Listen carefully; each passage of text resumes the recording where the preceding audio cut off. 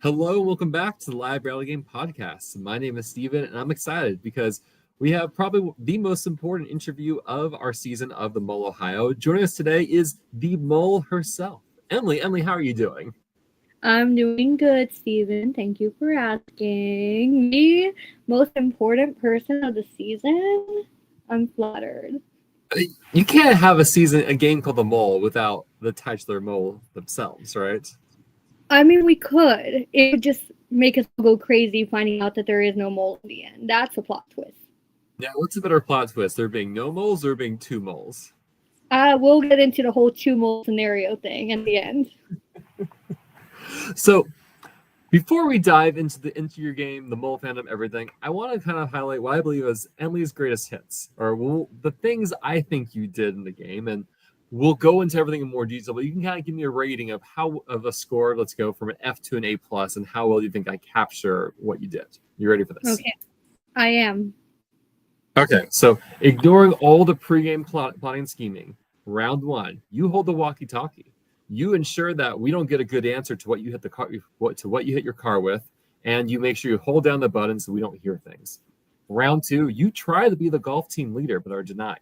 You answer your question correctly, but in the break the chain, you're the one that sets up, hey, I think this is what's going on. We should send the puzzle people out first. By the way, I'm a puzzle person. You also tee off us getting Aaron, Josh, and Danny, two of whom take the jokers, even though you yourself, you don't take the joker, but you do take a non-good option as a result. Round three, photo challenge. You lounge on the table and watch your team struggle. Your team also took some low-value questions. Round four, you took the phone call. You're one of the three people to take the phone call, and you lie convincingly, getting me and one other player to think that you're actually the true teller in the challenge. Then, in their little voto escapade, you ensure you take the fall. You get voted out to make sure that the Joker people all stay in the game. Round five, when we have to kind of pick some questions and answers, you ensure we pick some stranger answers in terms of like favorite players, etc.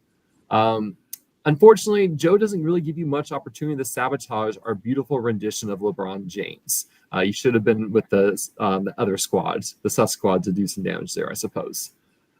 During the photo matching challenge, you hide the photos, something that no one anticipated happening until the reveal.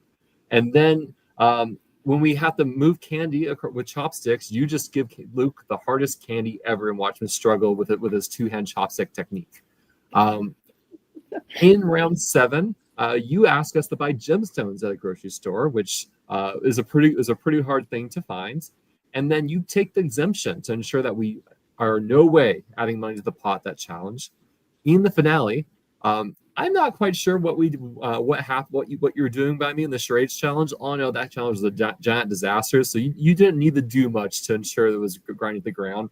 But for that last challenge, where we're matching people, matching names, you made sure you pick weird answers that no one would be able to match, so we lose money on the final challenge of the game. All right, what's your rating of me here? You know what? I think that you did pretty good. Obviously, not everything, so I'll give you a solid B. Honestly, B plus. These good degrees, I'll take it. Mm-hmm. All right. Yep. Well, so, you are the one that caught me in all of this shenanigans in the end, so it makes sense. I didn't get a perfect score either. I missed. I don't know which questions I missed. I missed two. I think they were like, where was Emily sitting at these points in time? Just like, boy, I don't know. All right, so let's kind of back up now. The Mole. Emily, how did you get into the TV show? How did you discover it? So I loved the Mole ever since I was a kid. So I was the kind of kid that went to my grandma's house every weekend with my mom and dad, and she only had like super like non-cable TV, nothing I can do. I was there alone. So what did I do? I watched old school reality TV. So I watched Survivor, I watched The Mole, I watched Next, I watched people Home Improvement, stuff like that. So The Mole was one of those really intrigued me because it was just different than the rest of them. I was playing along with it. And that's why once that was over, I started watching the international moles. I started watching the Netflix adaptation. So I've been a mole fan for a while. I didn't let people be really well aware of that but I still wanted to let people know I was familiar of the format because I also didn't want people to kind of baby me throughout this game, if that made sense. I didn't realize that you were such, because I assume as soon as someone says I watch International Mole, like, all right, that's a Mole super fan right there. They go beyond Anderson Cooper and the Netflix stuff. So I didn't realize that about you. Yeah, so I don't watch International Mole to the extent that some mole fans do, but I have seen a couple international moles. Most of the ones that are I can find that have the correct subtitles. And then I also watched Celebrity Mole because that's what took over after season 1 and 2 for the US version, which I still found intriguing, but I didn't like it as much as when they had civilians play. Mm-hmm. So it's kind of come to the past couple of years. You get involved in the LRG and org scene. When did you discover that there is the Mole Ohio and other mole games? So I discovered the Mole Ohio last year. I knew of somebody who played the Mole Ohio who convinced me to play. And yeah, so that is how I found the Mole Ohio. They were well aware that I applied, that I wanted to be the mole. I talked about them with him during my application, and this person also said that they didn't think I was going to get picked as the mole when I told him I wanted to. So in your face, I am the mole. Just saying, underestimate me. So I did find the Mole Ohio through somebody who's played in the past. So we actually got to see a bit of your application video in the God. the finale episode yourself. You basically come in with your full pitch of here's why I should be the mole, and you sell it. I really wanted to be the mole. If I can choose chaos, I will always choose chaos and violence. Why? It's more fun to be the bad guy. I mean, and so on a 1 to 10, how much fun do you feel like you had in the mole game? Because being the mole is a surprisingly stressful role, right? And it kind of can, if you're not careful, can kind of sap the fun out of it. Do you feel like you had the fun you wanted? I did have a lot of fun, yes. The only thing with being the mole is that you're also so focused on every detail that you're doing. You're playing a part. You're acting. You are very hyper key focused on everything game wise. I don't feel like I got the connections with people as much as I want to. Obviously, you know our cast. We are constantly talking to each other now. But during the game itself, I felt like I missed out on a lot of opportunities to get to know everybody. That's because I did choose that I wanted to be the mole, and I signed up for this role. And when signing up for this role, I had to be focused because I needed to do my job as the mole. It could also be that you and I both weren't up till 5 a.m. drinking and playing beer pong and other board games. Maybe that's our problem too? Perhaps, yes. I know it's surprising for any one of my friends who are watching me and know that I love a good party and I love a good beverage. I was not up at 5 a.m. drinking and playing board games. I think I stayed up one night, and even then it was not until 5 a.m. It was like 1 a.m. max. It was probably that first night too, right? No, it was the night that we were playing board games, and I was still in mole mode, and I kept hiding Luke's colored pieces, and I just mentally broke down every time they just disappeared. And I was like, oh wait, I'm off the clock right now. I don't have to do this. So after you do your application video, how confident were you? Like, yeah, I nailed it. I'm the mole now. I honestly think what I did put a big red X on this girl cannot be the mole. I did not believe I would be the mole one bit. I was like, well, I screwed that up. So when you get tapped, you're like, oh my gosh, it worked. Yeah. So when I got asked, I was like, I had to confirm. I'm like, no, you're joking with me, right? He's like, no, I'm not. I'm like, oh my God, yes, of course I'm going to accept. And with that, Tim also was like, cool, you're going to receive an email soon saying that a mole has been chosen. Just so you have a reference to go back on. And I'll get to that towards the end because there was a particular castmate who started quizzing me on what the emails were saying because they were on to me. And I was like, well, lucky for you, I studied those emails as well. Oh my God, so I didn't even think about those at all. So I did get the emails that you guys got. The one saying a mole has been chosen, this and this and this. Okay. I guess I got the email too because I was an alternate, and so, I'll now to go back and check my emails from Tim and look for that because I didn't even think about that at all. I had a feeling. Okay, I was crossing every X, dotting every I. I was like, I had to make sure that I had everything, and I needed to look as civilian as possible. Yeah, so let's go. So when you're tapped to the mole, you get the production will give you as much information as you want, right? And it sounds from our discussion so far, you got everything the prep with before the season began. Yes. So I was given everybody's dossiers. I knew the cast in advance. I knew the challenges. And then throughout, if there was a challenge that tweaked or a challenge that changed, or if they added more details, I got that as well. The one thing I didn't know exactly who our surprise guests were. I just knew surprise guest speaks here. I knew everything. I also did not know who the matches were for the Matchmaker Challenge.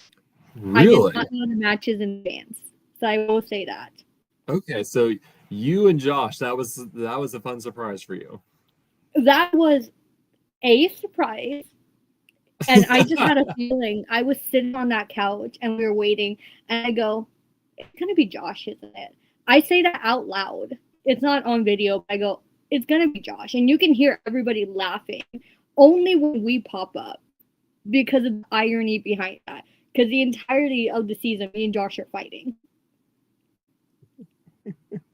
Oh man, it was great. That was also the day you wore your ex-girlfriend shirt too, right? World's best ex-girlfriend was not planned. I was asked if that was planned. No, it was not. I was like, that was not a hint towards me knowing the matchmaker. I just wore that because I thought it was funny. Little did I know, it had a double meaning. So, anything specific you want to talk about in terms of your prep work and strategies coming into the season? Prep work and strategy. So when it came to that, I was not only studying the dossiers and studying my own answers, so I can, not say my own answers and try to get y'all's answers wrong as much as possible if it were to be something where I would have to answer a question about you, or if we had to know stuff about each other. But I was also trying to see who had very similar interests as me. That way I can try to put me and those people in groups together as much as possible. Because if you are a fan of playing the mole, you know how to grade your own tests. And you know who to see how many answers you put on certain people.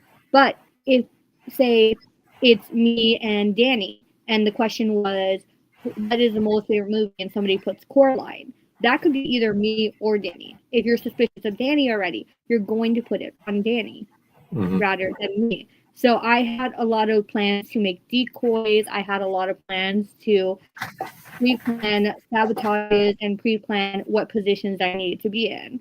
When it came to the phone lottery or the lottery challenge, I had to make sure I was next to that phone because I can't just walk up across the room and go, I'm grabbing this, guys. Yes. It was a lot of prep of making sure I'm in the right places at the right time. I'm in the right groups in the right moment. I have the power when I need to have the power to do these sabotages. Obviously, when the game actually happens, I don't have that control the entirety of the time. But I can always have a plan for it and a plan behind it as well. So I'm curious, in terms of scapegoats, as a Texas Leo, I'm sure that was something you were noticing. Who else do you feel like a good overall? Yes. Can you hear me just fine? Yes, I can hear you. Okay. So right away, the two scapegoats I was looking at the most were Danny and Aaron with an A, because I realized age-wise, interest-wise, occupation-wise, we had very much similarities. So I stuck with them. When they left, I had to stick a little bit more to you because we had a lot of things in common. So Mhm. you guys were my 3 largest scapegoats. I also had Lachey at one point.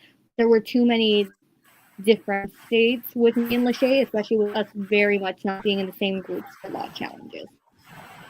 A shout out from Justin Napper, looking like a Slytherin in that outfit. A callback to your most recent Big Brother Hogwarts experience. Oh, of course. Slytherin always. Team bad guy, no matter where you see me, guys. So you knew the cast coming in. Anyone? So we can talk about Josh, but any players that you knew or had interaction with prior to the game? Yes, so there was, of course, Noah. And the thing is, I had the preparation to know that Noah was there. Noah did not know I was going to be there. So Noah, fun fact, the first people in the house were me and Josh. Noah was waiting in the driveway in his car, and he sees me get out of the car, and he texts me right away. He's like, "Tell me I did not just see you." I'm like, I need, and in that moment I had to play along. I'm like, wait a second, no. So I was already playing. I'm like, okay, gotta act like I did not know you were gonna be here. But me and Noah, history. Back in like pre-COVID times, we know each other. It's been a while. Other people that I knew of you. Mm-hmm. I didn't know. I don't think I ever interacted with you. Wait, no, that's a lie. We did a fake podcast together. That's true. Probably Ascendants. Yes, we did a fake podcast for Ascendance for a challenge. So that was a thing that I interacted with you, and I just couldn't put my finger on it. Boy, I forgot all about that. So you're not alone. Me and Danny played a Big Brother online game together. We're not on the same side. We were not on the same side at all. Yeah, I think that's how far I knew people. I didn't know too many people this season.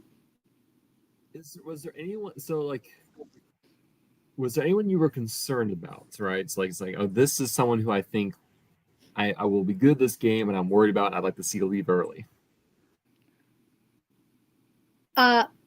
In the nicest way, Steven, I wanted you gone. I'll take it as a compliment. you just seem so smart, and so I saw your notes, and they just seem very detailed, and I'm like, he's gonna figure me out. And then Josh, I was worried about that he can see me crack because he knows me so well. Obviously, he did not, but Josh was from on the Luke train at that point in time. Josh had no faith I was the mole. No faith at all. So you get to the house early. You're one of the first 3 people there. You probably were there like what 4 hours early, 5 hours or 5 hours early. Oh yeah, we were there since the morning. Anything notable about the pregame and people arriving that before we starts the game itself? I think a lot of people were underplaying themselves from the very first start. What I like to say about the mole is the game doesn't start at the first mission. The game doesn't start at the first quiz. The game starts when 2 players lock eyes with each other. That is when the game starts because you don't know if that person's mole. You don't know if the person's in the room. A big thing that I did is I noticed there were certain people like Aaron, who was an A, who anytime a new player would join the room, he would be like, guys, the mole could be in this room. And I'm just like, And then I started playing along with it. I'm like, guys, it's me. I'm the mole. And I think that actually worked in my favor to keep saying that because people were like, yeah, the mole wouldn't say that. Yeah. Well, I mean, would you have ever worn a shirt like Luke? Not my style personally. I think if it was pink and definitely black, would you? Maybe pink, black crop, maybe. I would highly consider it. But honestly, I would as a mole. I totally would. I think that it's hilarious. It's funny. And honestly, it's playing that double bluff, just making people think. So you missed the formation of the sus squad. I think a lot of us did at least that pivotal moment on the couch together. Were you upstairs with us at that time? I was. We were giving another tour of the house. I think we were giving you the tour. Okay. So we were upstairs while this whole thing was being formed. I was slightly offended. I'm like, wait, I've been here the entire time with you guys. Why am I not sus squad? But you know what? With the energy going on in that group, I don't think I would have fit in quite too well. I mean, that group just descends into a bit of chaos. That's how I feel. Mm-hmm. Well, it worked. 2 out of 3 of them made it to top 5. Wait, no, all 3 of them made it to top 5. Yeah, all And 3 made it top 2 5. out of 3 of them made it to top 4. Yeah, I mean, not. Well, I guess no. Well, if you exclude you, they were all top 4, right? Because you're not a player. Mm-hmm. All right, so. Cal, give me my placement. Give me my placement, Steven. I mean, I think the mole is a special win. Like it's a special way of winning is to be a mole and be a successful mole throughout the game. Okay, fine. We'll accept that. I know. Were you sad not to be part of the sus squad, Steven? Not really. I think I'd come in like with the idea that I was gonna make a tight alliance and ride or die and like play that coalition game, but like, yeah, I think I always wait for someone to come to me, which I think is a problem versus me going to someone else. Did I not go to you, Steven? Boy, if we did, like, I never felt like it was like something really cemented. I don't know. No. I feel like I just got so busy in the notes and writing down 44 pages. I just didn't have time to do anything else that first night, which is when I really should have done something. You did not enjoy our conversation in the kitchen, I see. I mean, I did. I promise. I mean, we talked to each other about it. I never felt like we really formalized, locked in, like, yes, let's make this happen. Did we? I think we both went, we'll talk later, and it just never happened, honestly. Yeah. I mean, because I definitely remember we had a follow-up conversation night 2, right? Mm-hmm. So I remember we talked more the next night, but I don't feel we ever kind of set ourselves in lockstep with each other to say, yes, let's start sharing information and kind of triangulate here, which could have been really bad for me if I had done that with you.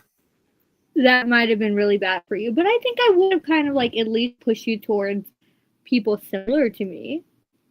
I mean, at that point, I was so all in on Aaron with an E, Professor Aaron, which you would probably been like, "Yep, keep on going." I think that's the case too. But yeah, pre-game, it was interesting. It was definitely interesting to witness and see because we were just all waiting for the last people to arrive.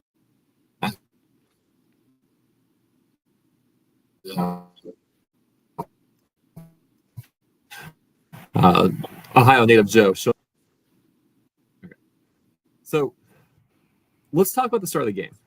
We are broken into 4 groups, 3 teams of 4, or 4 groups of 3 for this initial radio challenge. And pre-game, you got to set the teams. Can you talk through how you created these teams and what the method to the madness was here? Yes, I did. I decided I want to make y'all's lives a lot harder. I'm going to put everybody who's similar to everybody in the same groups. So I matched up gender and age ranges. Yours was an interesting one to match up, but I put you with Aaron because you guys are both professors. And then also you, Brienne, and Aaron were similar age ranges as well. Obviously not exactly the same. But since it was round 1, and I believe that was going to be a round 1 question on the quiz, I thought it could kind of work. I just need to match people up wise that would be too similar to each other. So that was my big thing. And then obviously, when it came to my group, I had all the 3 25-year-old females together, which made it a little harder for you guys if you had any suspicions on me, Brienne, or Danny. I think it was interesting watching back the episodes and hearing Aaron with an A. So, like, I'm very suspicious of these 3 because of how everything went down. I'm really looking at them. Like, he starts hard on you and then kind of, like, eases off as the game continues. Yes. Which is something that I was able to pick up on, not because I was told, just by the energy. I would catch Aaron with an age looking at me across the room with his notebook in his hand and just go. So when it came to a poker face, it is something that Aaron did not have such a great one of, but since that was the vibe I picked up on, I then wanted to go to Aaron and try to gain a little bit more, I guess, trust in him. That way he would get his suspicion off me. I think Aaron was the first one who ever put an eye on me in this game. And I said, nope, I don't want that. So I'm curious. In retrospect, do you wish you had put the groups differently, or you think because I kind of because we were told the mole has made these groups, was like, I'm not going to read much into it because I don't know what to do with these groupings. But so do you wish you'd change groups at all, or you feel like it was very effective as is? Nope, I think it was effective as is. I don't know you guys personally. I don't know how you guys do in the challenge. So it wasn't a way of me matching people up who I think would do bad in the game with each other. And then I didn't want to be part of the crossword group. So I thought easiest way to not get suspicion on myself is to be part of the regular groups. How do you think this? How do you feel this challenge went for you? I think from what I wanted to do, it went well. On a sense of maybe I could have sabotaged a little bit more. I could have, because they did in the end get both of my words, but I did waste a good amount of time for you guys. So I made sure that crossword wasn't fully complete and that you guys did get incorrect answers because you guys couldn't hear each other. And plus, my team has employed a strategy that has infuriated half the cast. Oh, your team was so annoying in that. I for one thought your walkie was off for that challenge because I was like, this team is being annoying, and if I can go walk over and turn off their walkie. I think I remember asking Rachel if I can just yell at your team rather than use the walkie, and she said, no. I was like, oh no, I tried so hard. Because I think you gave us sort of mailbox. But you listed like 8 items you hit with your card, which was pretty funny. And I think we do eventually get the necklace question out of you. Yes, I think that one I was pretty obvious on. But I couldn't make both of them seem incorrect because I felt like that would drive up suspicion. When it came to mailbox, though, I did try to think of other things that could go into that little space right there. So I was saying things that also had the same amount of letters in it, as well as saying, just nonsense. So that challenge wraps up. We end up doing fairly well. And then let's kind of talk about the second challenge. This is where we're in 3 teams of 4. And so you are an all women's team. And do you remember who proposed that? Because we're all sitting at the table and like, we should have all the women together. I think it was Brienne, and we were just sitting there, and you were also there. Yes, and we kind of just took you off the table. And I'm like, okay. Because fun fact, that challenge was not supposed to be 3 groups. It was supposed to be everybody goes into duos. Oh. So it's going to be one duo has to pass it to the next duo, to the next. So it's going to be a lot harder. Mm-hmm. I mean, to be fair, they simplified it and we still sucked. Yes, that is true. And I'm very grateful for that. Thank you. And so, because I believe it was Professor Aaron who ends up doing the sabotage in your group by swapping 2 letters, right? That is correct. Okay. And so, because was this one you're like, hey, there's just too many eyes in me, I can't do something easily? Yes and no. So I actually did. I did catch us messing up. I noticed the 2 getting, and I decided to just keep my mouth shut. So while you guys are doing yours, I am thinking, okay, how am I going to recover from? Because I knew the question of, did the 3 of you guys not see it going incorrect? I was like, okay, how am I going to get out of this? How am I going to put blame on other people? Then the lash out happens, and I say, I'm going to join this lash out because I want to make it seem like I am so upset and I am so mad at what happened. So I joined the lash out and I let you guys have it. I think my snarky remark was, well, if you guys turn on your walkie, then like I was not going to leave that walkie down. Yeah, well deserved. You should not have left it down. So a couple other events happened this first round. And so we all are handed these tubes and told, if we open these tubes, there will be consequences. Now, are you informed of the consequence ahead of time? I am informed of the consequence. I am informed of the tube. And my goal was I wanted to steal the tubes. y'all didn't let those tubes out of your sight. I was sneaking into rooms. I've been wanting to steal. They're in everybody's hands. I can't steal something that you guys don't put down. So I was like, I want to wake up early and steal the tubes while you guys are getting ready. Nope, you guys have them on you. Gosh, I would have loved to see more tube stealing happen. So that would have been amazing to have pulled off. Like, I fully was ready to steal all the tubes and go flush them down the toilet or throw them over the fence or something. But unfortunately, like I said, y'all weren't going to let the tubes go. And it was harder for me just opening my own tube, because if I did that, then obviously, if you look at Josh and Danny, they got the short end of the stick, where they got a lot of eyes looking at them for that. Yeah, no, I agree that not like opening your tube would have been so conspicuous unless there had already been a lot of other people who opened it as well. I guess, were you surprised by that the journey Luke's tube took during the game? Yes. And I was like, wow, why didn't I do that? Like, I wish I was the one to steal Luke's tube. I really do. And you I almost steal something this game. I mean, yes. Yes, I did. Because I'm sitting because we get these dossiers. We're told that you have only tonight, then before the first quiz, to write stuff down. And I'm sitting across you. We're doing these initial confessionals, and you kick me a dossier. And I'm just like, what's this? You're like, I don't know. I'm like, okay. And so I just take the dossier with me and throw it underneath some random bed. And I think it was the bed that Lachey and Noah were sleeping on. And it turns out we just pilfered Josh's dossier. And were you suspicious of me for that? Nope, not yet.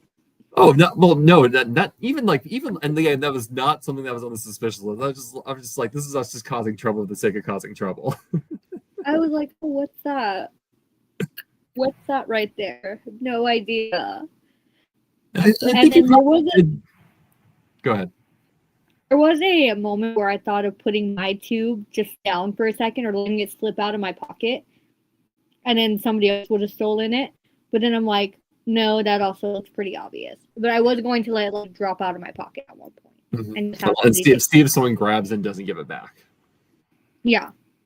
Because that's a way to get rid of a tube. But then I also thought, no, there's a chance that somebody's going to get that tube and just keep it and then bring it. So there's more tubes accounted for, depending on whose hands it got into.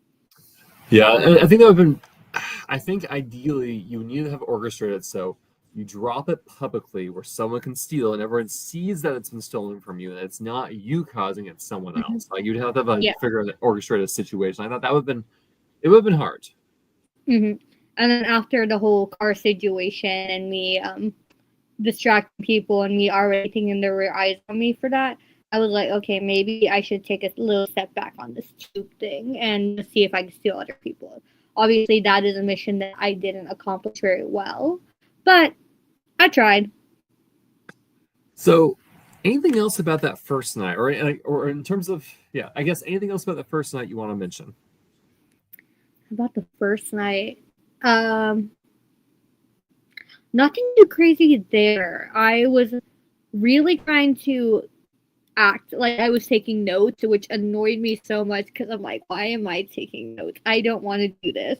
If I want to see dossiers, I would open up my phone and just go read those dossiers off there. Did you have any good conversations with any other players that night as well? No deep conversations, no. In this game, I felt, obviously, I am the mole, so I can play this game solo. I did feel like I was shooting this game solo.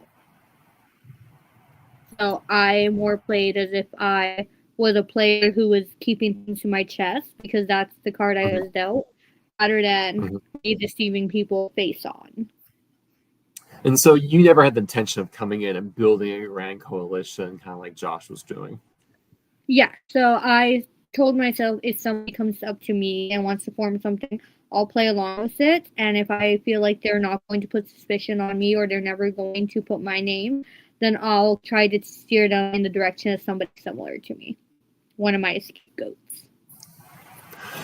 So the next day we take the first quiz. I'm curious, when you take the quizzes, did you just answer all yourself 100%, or did you just answer random stuff? Oh, I answered randomly. Tim told me if I want to be a good mole, I need to trick John and Rachel into thinking that I'm not the mole. So I would look very intense. I would look scared. I would play it up for John because I made sure that I always got John for my quiz. So you play it off for. Yes. Tradition. Okay, I would I love always that. tie my hair up. I would like do a second where I just take a deep breath. I was like, okay. Sometimes, because I knew John was not looking at what I was answering, I would put my own answer just for fun. I know I was not getting eliminated, so I was like, yeah. And I go, that was hard. Then it's me taking a breath while I'm walking down the stairs, and I'm like, okay, game face on, act scared. Start pretending like I'm about to cry on the couch. When did John figure out you were the mole? That's a great question. So he showed me his thought process behind it, and it was towards like the ending half of the game, and it was when him and Rachel saw me hide the photos. Gotcha. Okay. There was a round where he had my name. He took my name off the next round, and then he put me back. See, you went pretty long fooling him.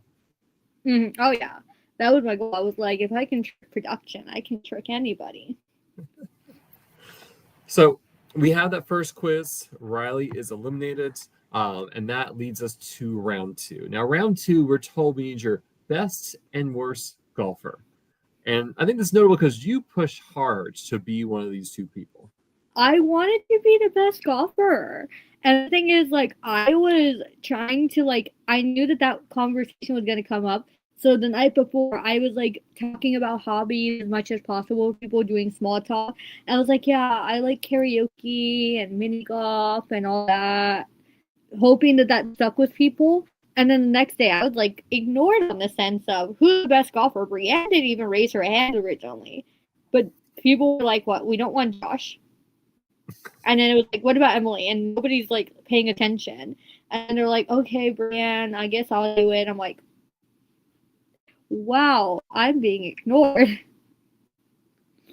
Because I think we get to the mini golf course and you express on that frustration. Yes, I did. Me and you played mini golf together.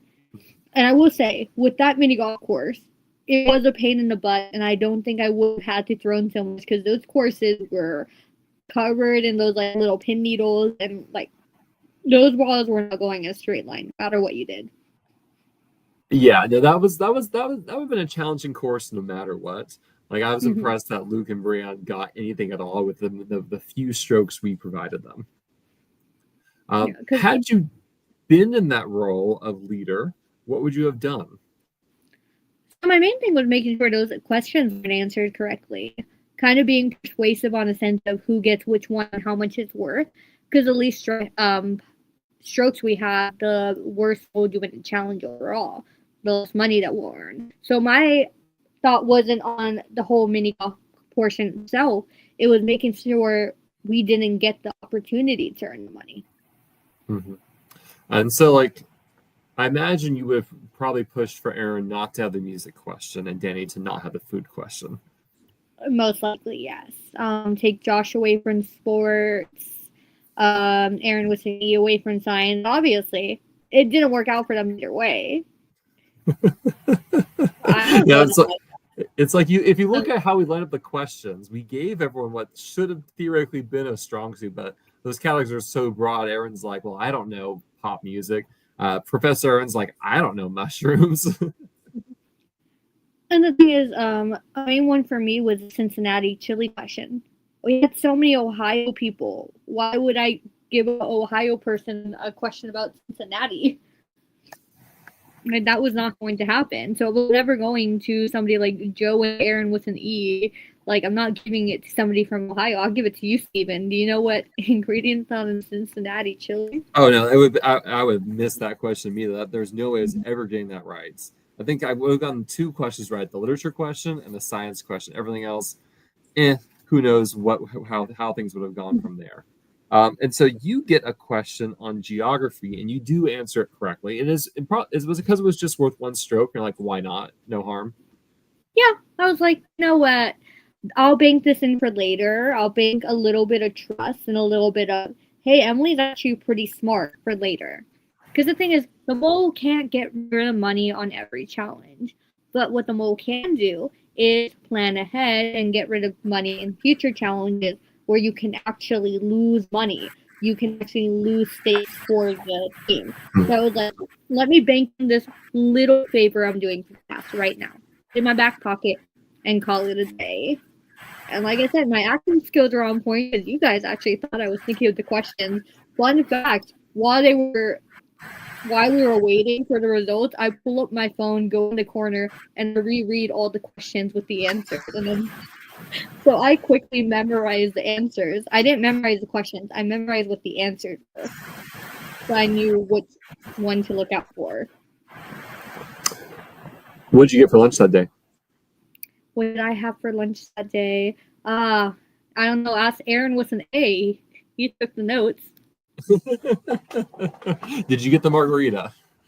I did end up getting a margarita, yes. I was persuaded by nobody. So the second challenge of the round brings us back to the house. And this is where I'll change in a circle. And we're told you can release one person at a time. You can release to the 6 people. Every person you release gives you some sort of money, etc. And you have 2 minutes to decide who you release. And I believe it's you that says, like, I think there's a puzzle. We need to send our puzzle people up. Oh, by the way, I'm a puzzle person. Am I remembering this correctly? When somebody brought up the idea of puzzles, it was not me. But right away, I made it very clear that, like, hey guys, I worked at this escape room for a couple. I'm really, really good at puzzles. I think you guys are onto something. Y'all are onto something. And then I start like inching a little bit more towards the pool table. And then it goes down to after that, we start counting down people. We're like, all right, the order is me, then Josh, then Danny. So I actually start counting it down based off what I like to hear. And I'm like, okay, this is the order, guys. Because I knew that the two of them would probably take the advantage. Mm-hmm. And I was like, I could take the advantage, but I know Josh is going to take it anyways. So what I can do is I can just get us shit. Like, we're not getting anything, guys. Sorry. I mean, that was pretty successful, right? You sent Aaron, Danny, and Josh. Danny and Josh, not surprisingly, both take the Joker. It ends kind of shockingly early for everyone else inside. And people kind of walk out again mad. And the rest of you are sitting on the couch kind of like, what are you doing? Mm-hmm. Oh, yeah. And we started fighting each other, and it was great. It was music to my ears. Because, again, you look at Danny, and Danny's getting the heat, and people are looking at Danny more as a mole because Danny has done nothing but lose money. Josh, I don't think anybody thought Josh was a mole at any point, but they're like, Josh is aggravating us. So I was like, this is great. I need Josh to stay in this game as long as possible.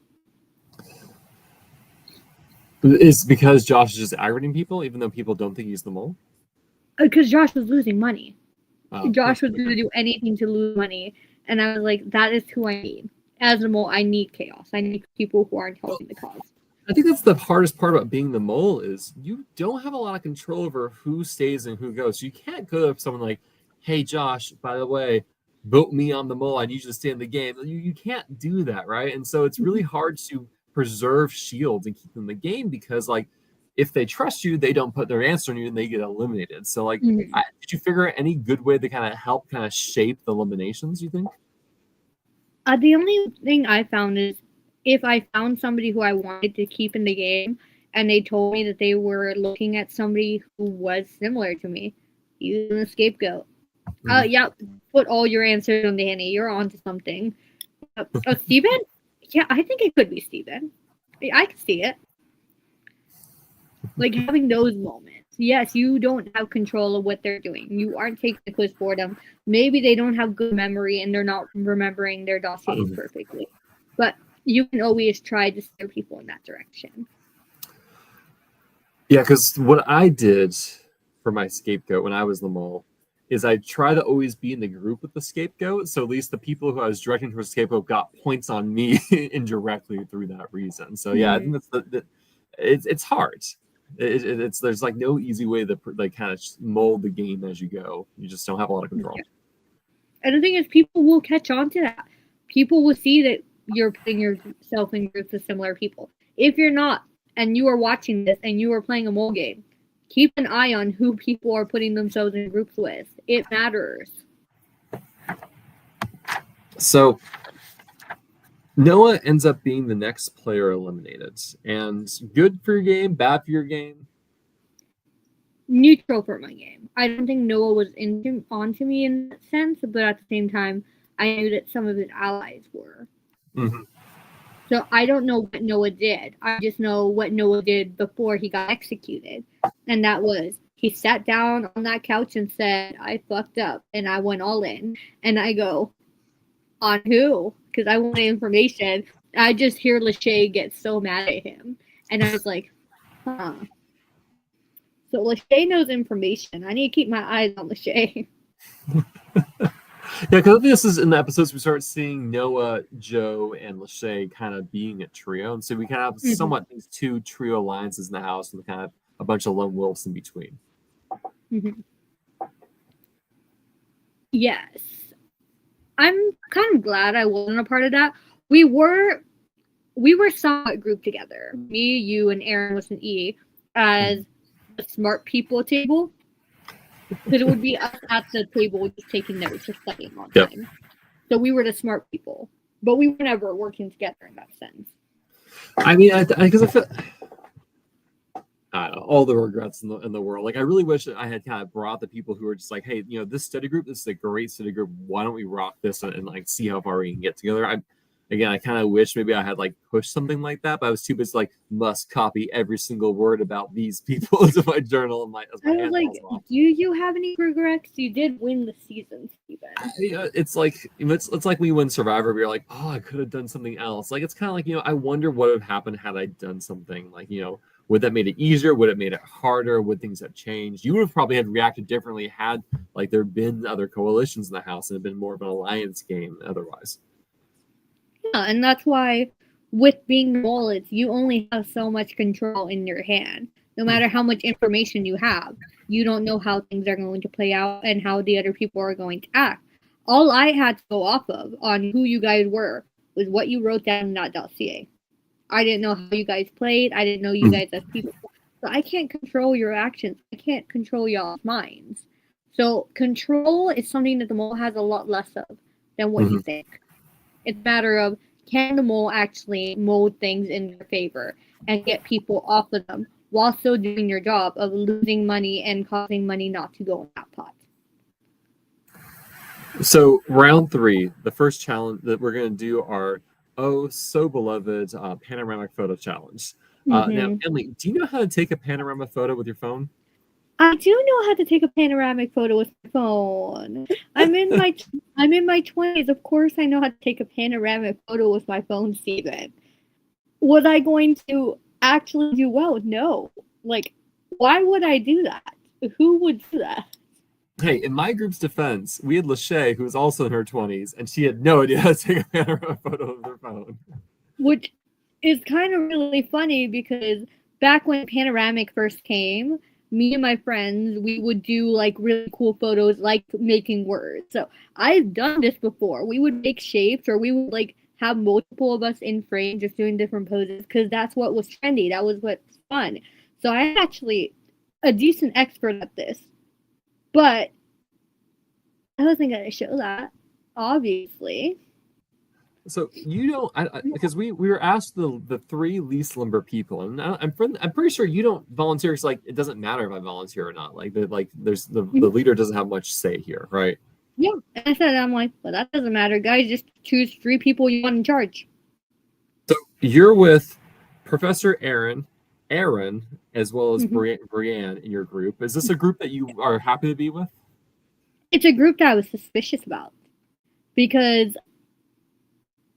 well, I'm working with Brienne and Aaron with me again. I just worked in a challenge with them. So I'm like, oh, back again with working with people I have. But it's when Aaron with an A chooses me. And as you know, I was already suspicious that Aaron was onto me. So I looked over. I'm like, well, I don't like that. I didn't like that he was suspicious of me. So at that point, I was like, okay, I got to keep proving myself. I got to keep going. So I tried to do well in that challenge. My whole thing was stalling for time, making sure that we got tired. We kept redoing it. I wanted to tire these people out as much as possible so we wouldn't do any longer words. Because we were said we were going to attempt the short words first. That was our strategy. We're going to attempt the short word first, and then we're going to do the bigger words. By the time we got the short words, they were exhausted. They were out of breath. They were tired. Be aware. They said we should walk. I'm like, no argument there. We're going to walk to this location, guys. Let's keep walking. Let me stall. Let me sit down on this table and do a panoramic photo.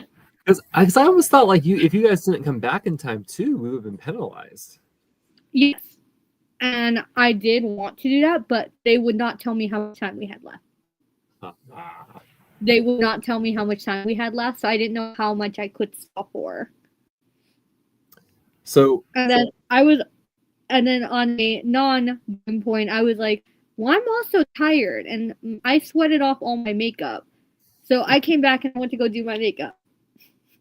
Well, which leads to kind of a funny happenstance of we accidentally conduct a piece of the next challenge without you there, or at least the guessing of the photos. I think it's our two teams come together to guess the third team's photo, and then you come downstairs like, did you guys do this without me? We're like, oh no. No, I come downstairs and the other team that you guys are guessing is sitting on the couch, and they go, wait, you're supposed to be in there. I'm like, I told Tim that I was doing my makeup upstairs. He said that's fine. What? So I go in, and then I'm like, wait, I can use this to my advantage. Because who would forget the mole? They would not do a challenge without the mole, guys. That's crazy. And so what you're hearing is Tim needs to strategically forget the mole in every season to help hide the mole because production would never forget the mole. Yes, it was actually strategy that I went up to do my makeup and hide, and then I came down and the mole was forgotten about. Yeah, I planned all of that. That was totally me. Because I think that was like what Luke was saying in the interview. Was like, I wrote off Emily because like, surely this would never happen. Yeah, so that's why I'm like, I'm going to use this to my advantage, even though like I was actually forgotten about and I actually went upstairs to do my makeup. Well, I mean, I don't know. You couldn't have made guessing funeral any harder because we were just like, what is this picture? Oh no. When it came to the guessing, I just said I'm not going to guess the correct words. That's all I can do. Because even guessing incorrect words, I felt like was going to put you guys on the right track to guess the words correctly. And then I did my job is I made sure we were not getting that much money. Like as much as I wanted us to not make it back in time, I made sure that we didn't at least get the big words because my team was fully capable of getting the bigger words. We had the most people. We had the extra person. So it is, in hindsight, easier for us to get the most words. But also, we had to spell the word whiskey, and how do you do a W? Two people? I don't know, or like kind of like something funny like that, I guess. That was definitely a fun challenge, minus the forgotten about and how hot it was outside. I did not enjoy it. Your team was in the full sun the entire time by the bar. You had the roughest spot. Yeah, and we had a very small spot that we were allowed to use. And there was also two men coming out of the bar just watching us do this. And I was like,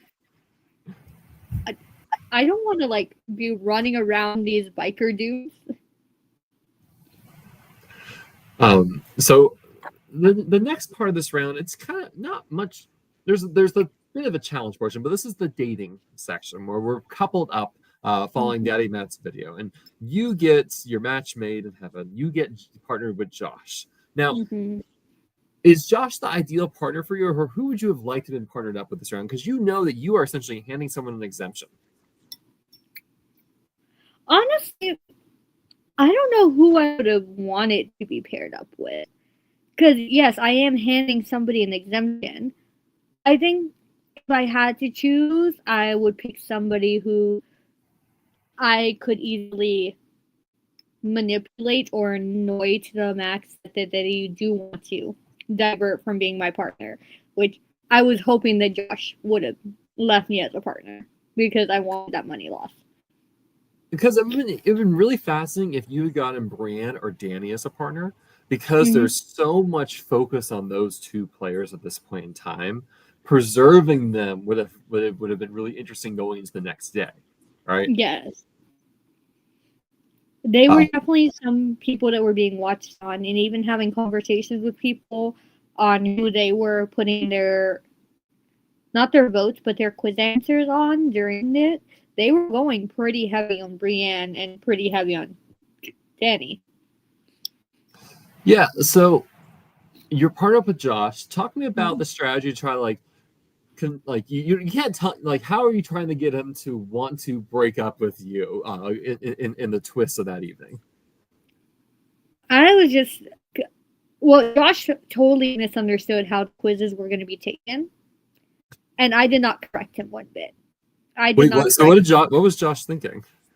Josh thought that our quizzes were added up together. Oh, So he thought our quizzes okay. were going to be added up together, and the time went to whoever did their quiz the fastest. That's the exact opposite of how it worked. Yes. And in that moment, I was telling Josh, I'm not going in on Danny. I want to go on Steven. I'm doing Steven. Don't tell me what to do. I'm going. Like, I was making it pretty big that I was not doing whatever he was telling me to do. Mhm. So I thought he was going to break up with me, and he didn't. And I couldn't be the one to break up with him because that made no sense in that case. Because if we went downstairs and you guys found out that I was the one to swap, you guys were going to look at me a certain way, be like, "Well, Well, why did is the Emily?" is there a world where you tell Josh, like, look, this isn't working out. We need to be different people. Let's just do it together, and both you mutually break up. I considered it. Okay. I did consider doing that. But then I look at Josh as somebody who willingly showed me his notebook and showed that he crossed my name off his notebook. And I said, well, actually, Josh, Josh isn't going to look at me through this game. He's not going to suspect me. So there's benefit in keeping Josh. There's Mhm. benefit in somebody who's having these big conversations with people, telling people who he's suspicious of, especially when he needs to borrow other people's notebooks just to have the answers of the dossiers because somebody decided to hide his dossier, so he wasn't able to write these down. So he needs to tell other people his thoughts to be able to answer these questions. Okay, I like that outlook a lot. Now, I'm curious. So, you and Josh are safe. There's four other pairs. I think Danny and Brianna is probably worst case scenario in terms of other of pair going home. I assume there's probably a different pair you would love to see go out then. Maybe me. No, no, of course not. No, I want to do it Lachey. I want to do it Lachey, Steven. Both of you guys, I felt like, if not already, would have been on to me. So I was hoping that your group left that round. That And way I can Lachey was onto you at this point in time. Lachey is why you guys stayed. And I was like, oh no, Lachey is onto me. But So I Lachey want to wasn't back. fully onto me. No, not fully onto you, but enough. She got, I believe, the first place quiz that round with 4 questions correct on you. Yes. Was Tim sharing how terrible our scores were with you, or he was just like, how let you know if someone's on you? He would let me know if somebody was onto me. Okay. So it was a surprise to you post game to see how terrible our quiz scores were. Yes, and it was a delightful surprise to me. I want to go back a bit into the dinner date with you and Josh and everyone else. What was that experience like with you and Josh? He complained the entire time for being on a date with me. Um, we had You Luke bought me a and shot. I did buy him a shot. I was a good date. I was a great date to him. I bought him a shot. We did a shot, and the entire time he's looking at his fake invisible watch going, not wanting to talk to me. And I'm like, okay. And then everybody else is talking to their dates or talking, and I'm like watching Luke and Joe get along so well, watching their dates go well, and I'm just there like, my date loves me. I was Well, like, my date loves me. I'm curious. Are you hearing any other conversations? Do you have conversations with other people? Because I thought there was a lot of table talk I felt going on during that There dinner. was, and even after dinner, when we're walking back from dinner, Mhm. there was conversations on what exactly this matchmaker thing was. So of course I knew what was going to happen, but not everybody did. So in that moment, specifically while walking back with Joe, I was giving theories to Joe on what I thought it could be. He's giving theory. Obviously, I'm not saying the correct theory, but I'm talking like a player. I'm talking like somebody actually trying to figure out what it was. That way I can act shocked when it's not the made up stuff I'm making up. So after so when Danny and Brienne get eliminated, there is a visible reaction from the entire cast. What's going through your head as you're seeing this reaction? What am I gonna do next?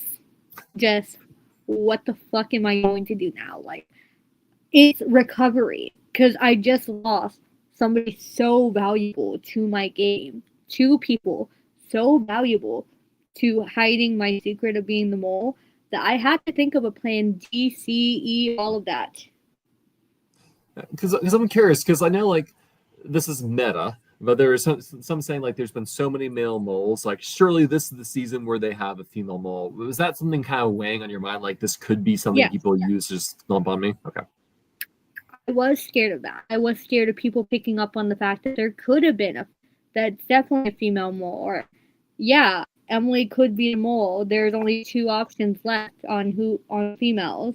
But then there's also the factor of I have to play the game as if I'm a player, as if I'm scared, as if I don't know what's happening next. I had to hide everything. And I had to actually act surprised and act a certain way. But yes, it was running through my mind like, how do I get the target off my back? And how do I convince these people one way over another? Especially when there was already suspicion of the mole being female. Specifically, even with Josh round one, where the group search up, he said, well, obviously a female would have done this because a male's not doing this. And so that night after that double elimination round, what are you up to? That night I was just having fun with people. I was playing around because I wanted to kind of get into people's heads a different way. I wanted to be very innocent, very goofy and fun. So yes, I am playing board games. I had one singular beverage. Like, it was a fun night. I will say that. But also, when I went upstairs, I started reading over what the next couple challenges were and trying to think of game plans behind those.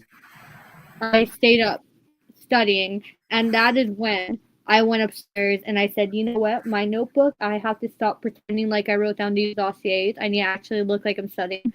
I went upstairs and I wrote your entire dossier down, Stephen. Because I was like, I need to pretend like I'm studying something.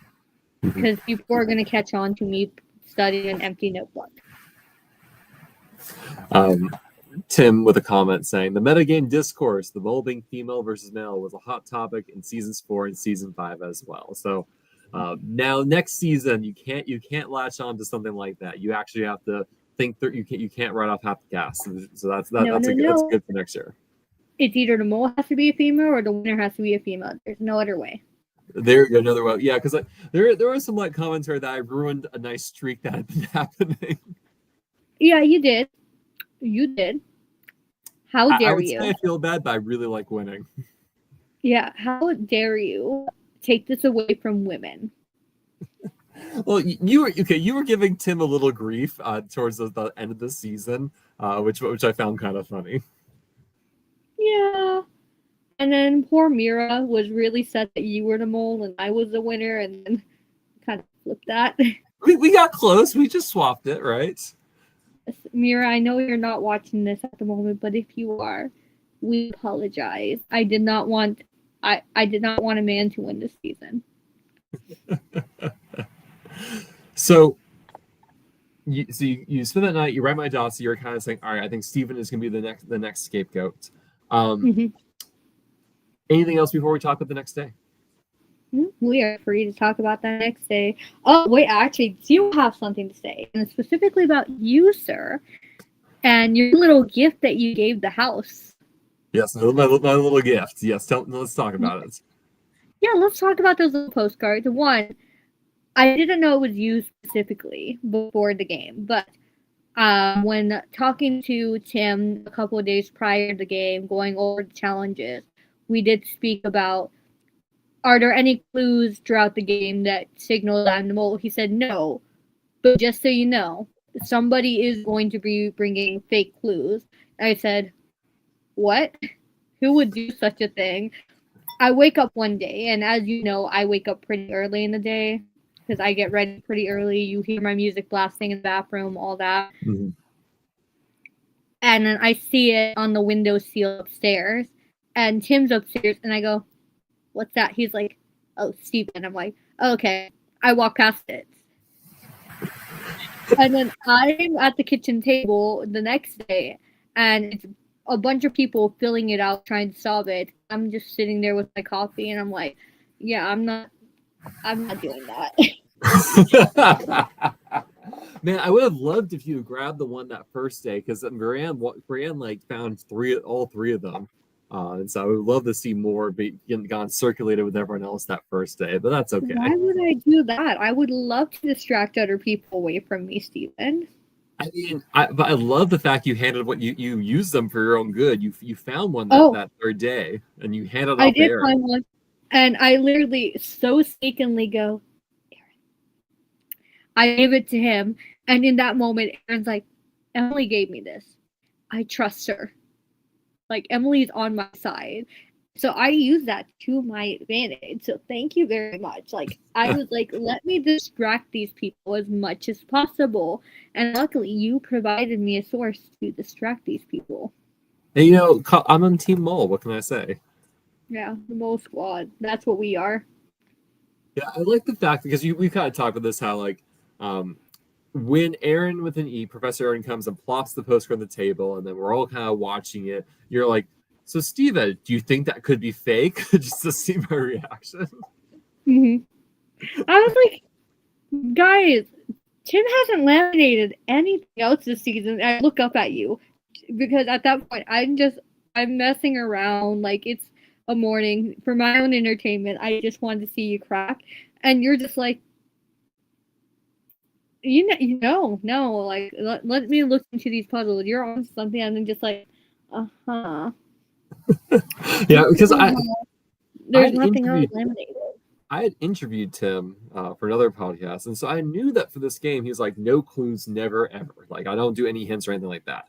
And so I'm like, I know that if I see anything, it's always fake. But I was like, hopefully no one else knows. I'm just gonna put nonsense in and see what happens. Like I said, very bold of you to bring something to the game that's fake.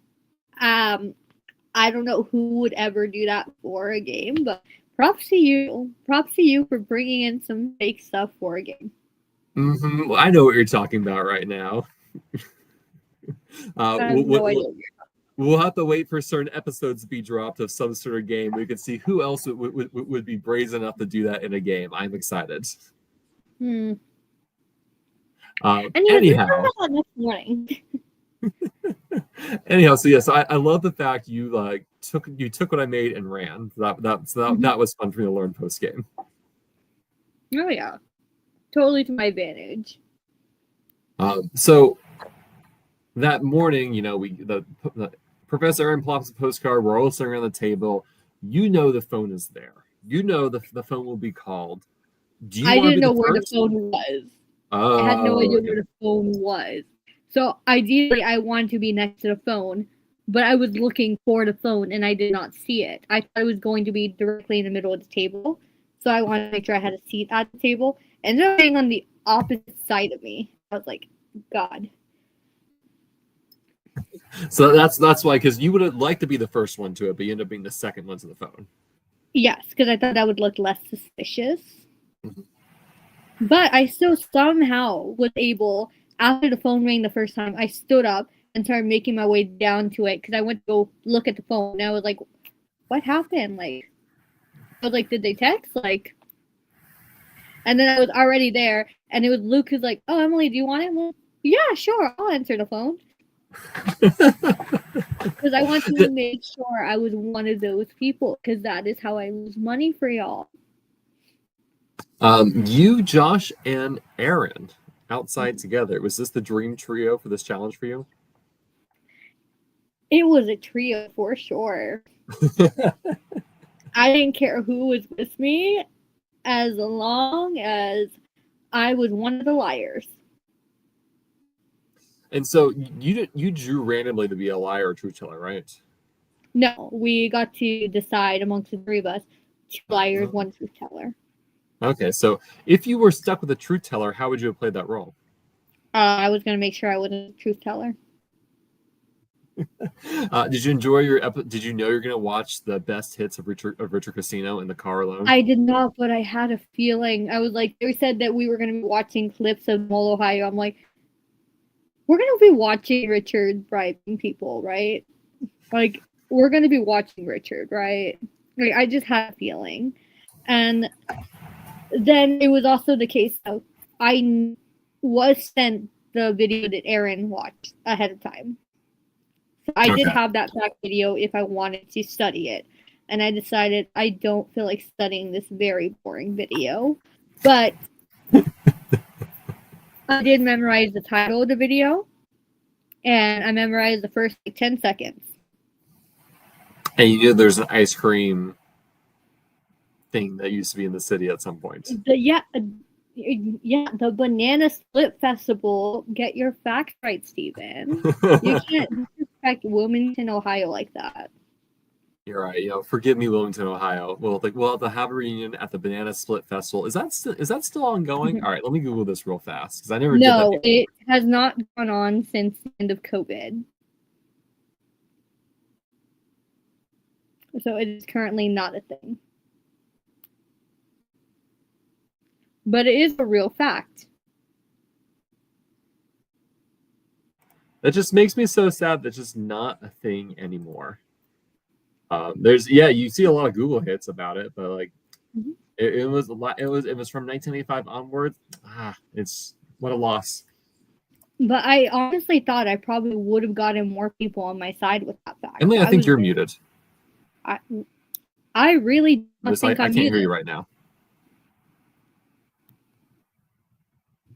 I'm not muted. Can you hear me? Say something. Hello? Okay, I muted my computer. That's on me. Yeah, I was about to say, Steven, I'm definitely not muted. Oh, okay. I'm clearly losing it, but that's okay. Steven, the game's over. You don't have to pretend you're the mole anymore. The double mole, we could have made it happen. It would have been amazing. We could have. Tim would never, though. Tim would never, no. Okay, so you do a good job as a liar.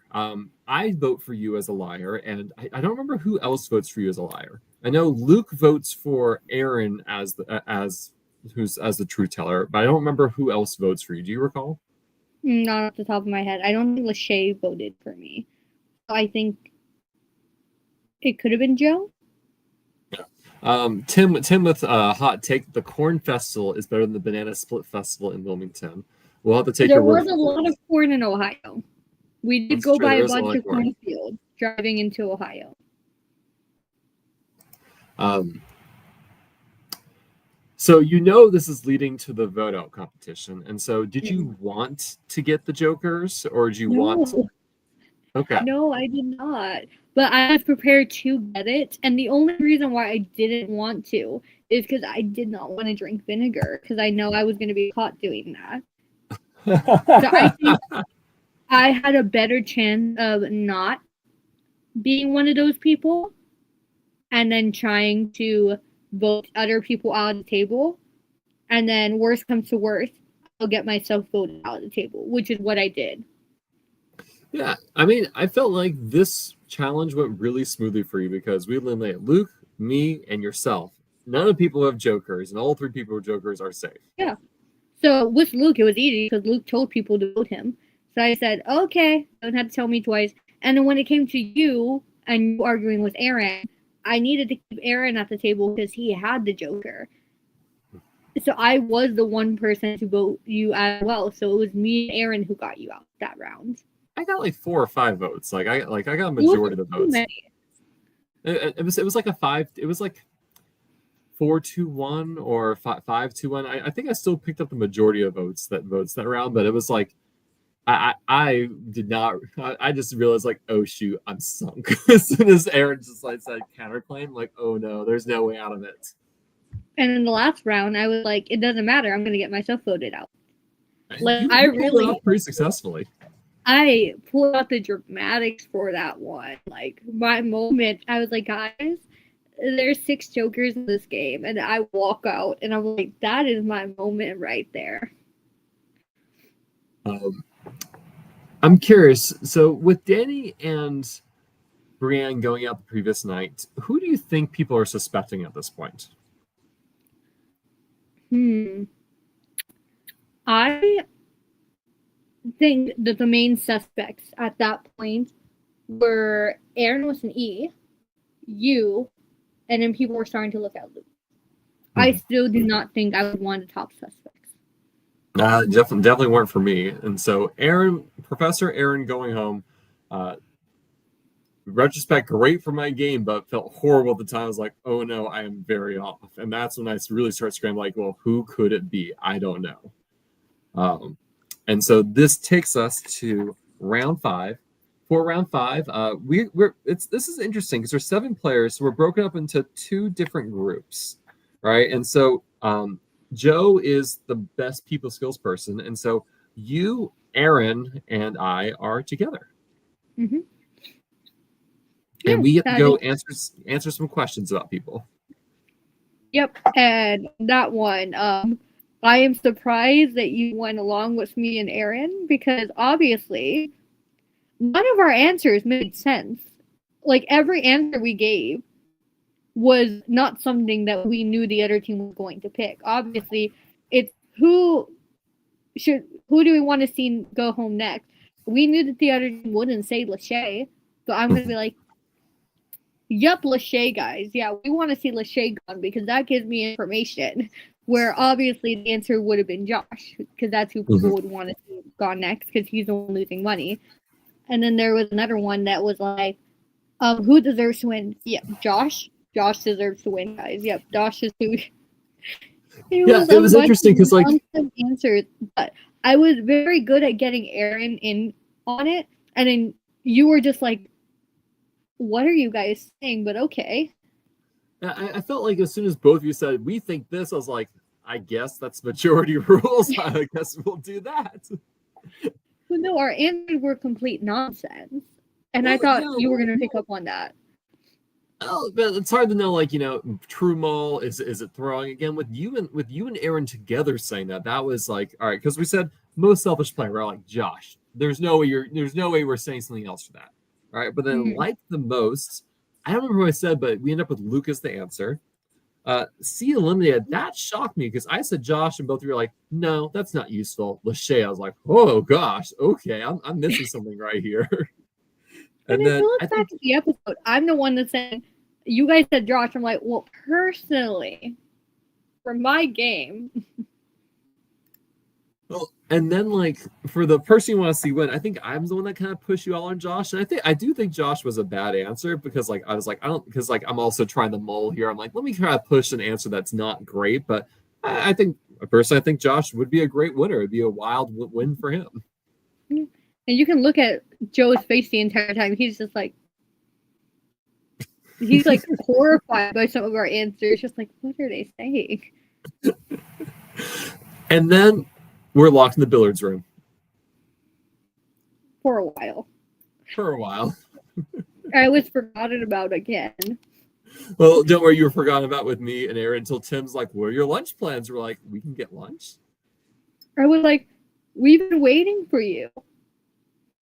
It's so because you, Aaron, and I get lunch together, and like I remember spending most of the time talking to Aaron at this lunch. Yeah. Because I don't think I'm realizing this. I don't know if you're picking up, but at this point, Aaron thinks it's me. Aaron is going all into me, so Aaron is interrogating me this lunch in his own way. And I'm just there. I was like, I'm here. I'm watching you guys. Y'all do you. I was like, I'm a normal civilian at this point. I bought Aaron lunch. What kind of mole would buy somebody lunch? That's me being a nice person, though. So after lunch, we are divided into again two teams based off of black or orange cards, and you end up on the orange team with me, Lachey, and Joe. Um, who would you? I guess in your ideal world, who would you like to be on a team in for an art project? Um, in a mole scenario or in a actual Mole scenario? scenario. In a mole scenario, what would have been most advantageous for you? I would have wanted you, and I probably would have taken either Luke or Aaron. Well, my art skills are so horrific that would have been great for you. But you more as a scapegoat, and then Luke Yes. or Aaron, as in the sense that y'all would probably follow something I would go along with.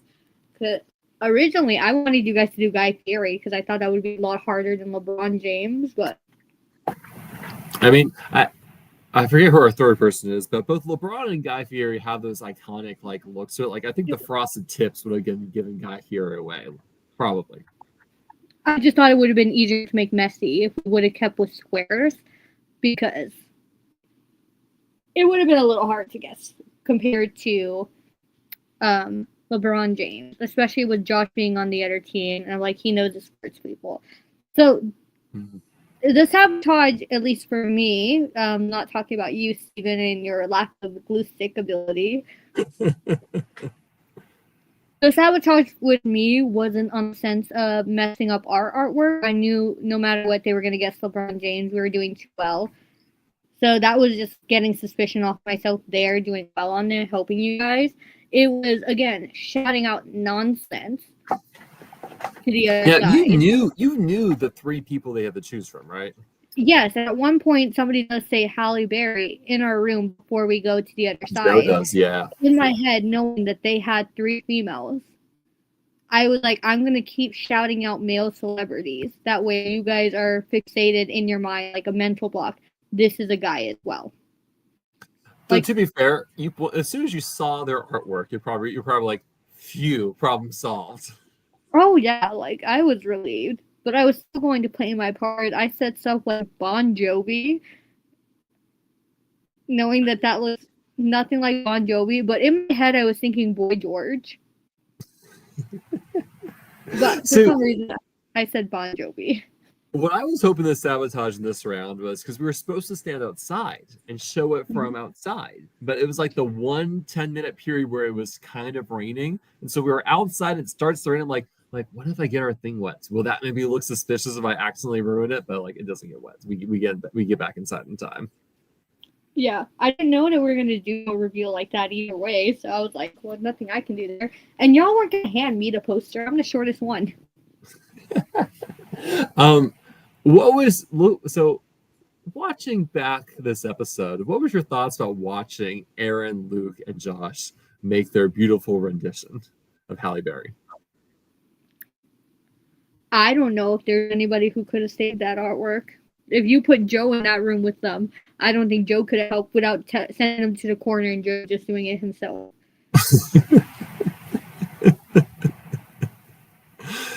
Yeah, no.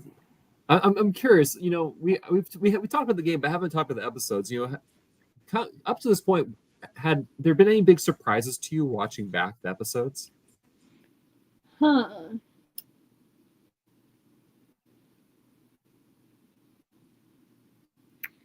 I guess just like watching people's thought process and seeing the suspicion on different people, you are fixated on your own world while playing the game, on how you're doing things. Talk about any sort of game. Could be Big Brother, could be Survivor, Traders, Challenge, any of that. You're stuck on your own mindset of how a game is being played, and then you look back and you watch other people's confessionals, and you're like, wow, this person is so different in their confessional world, or this person is a lot more blunt or brutal than we thought, or it could be like this person was really into this person at one point in the game. That was their downfall. So I think that was the shocking part. It's just watching it play out in a different thought that I did. Because I didn't know how suspicious you guys were actually of me throughout the game until watching the episodes. I mean, I also think like seeing the quiz scores and seeing like, oh wow, everyone was so far off me. No one's putting anything on me at times, or only like one question on me. Because you probably thought like Tim and everyone like, hey, with 20 questions, people here are probably spreading their answers efficiently. Yes. Which we weren't. Yes. No, I think the biggest shock wasn't the episode itself or the players. It was watching the viewers and watching the comment section.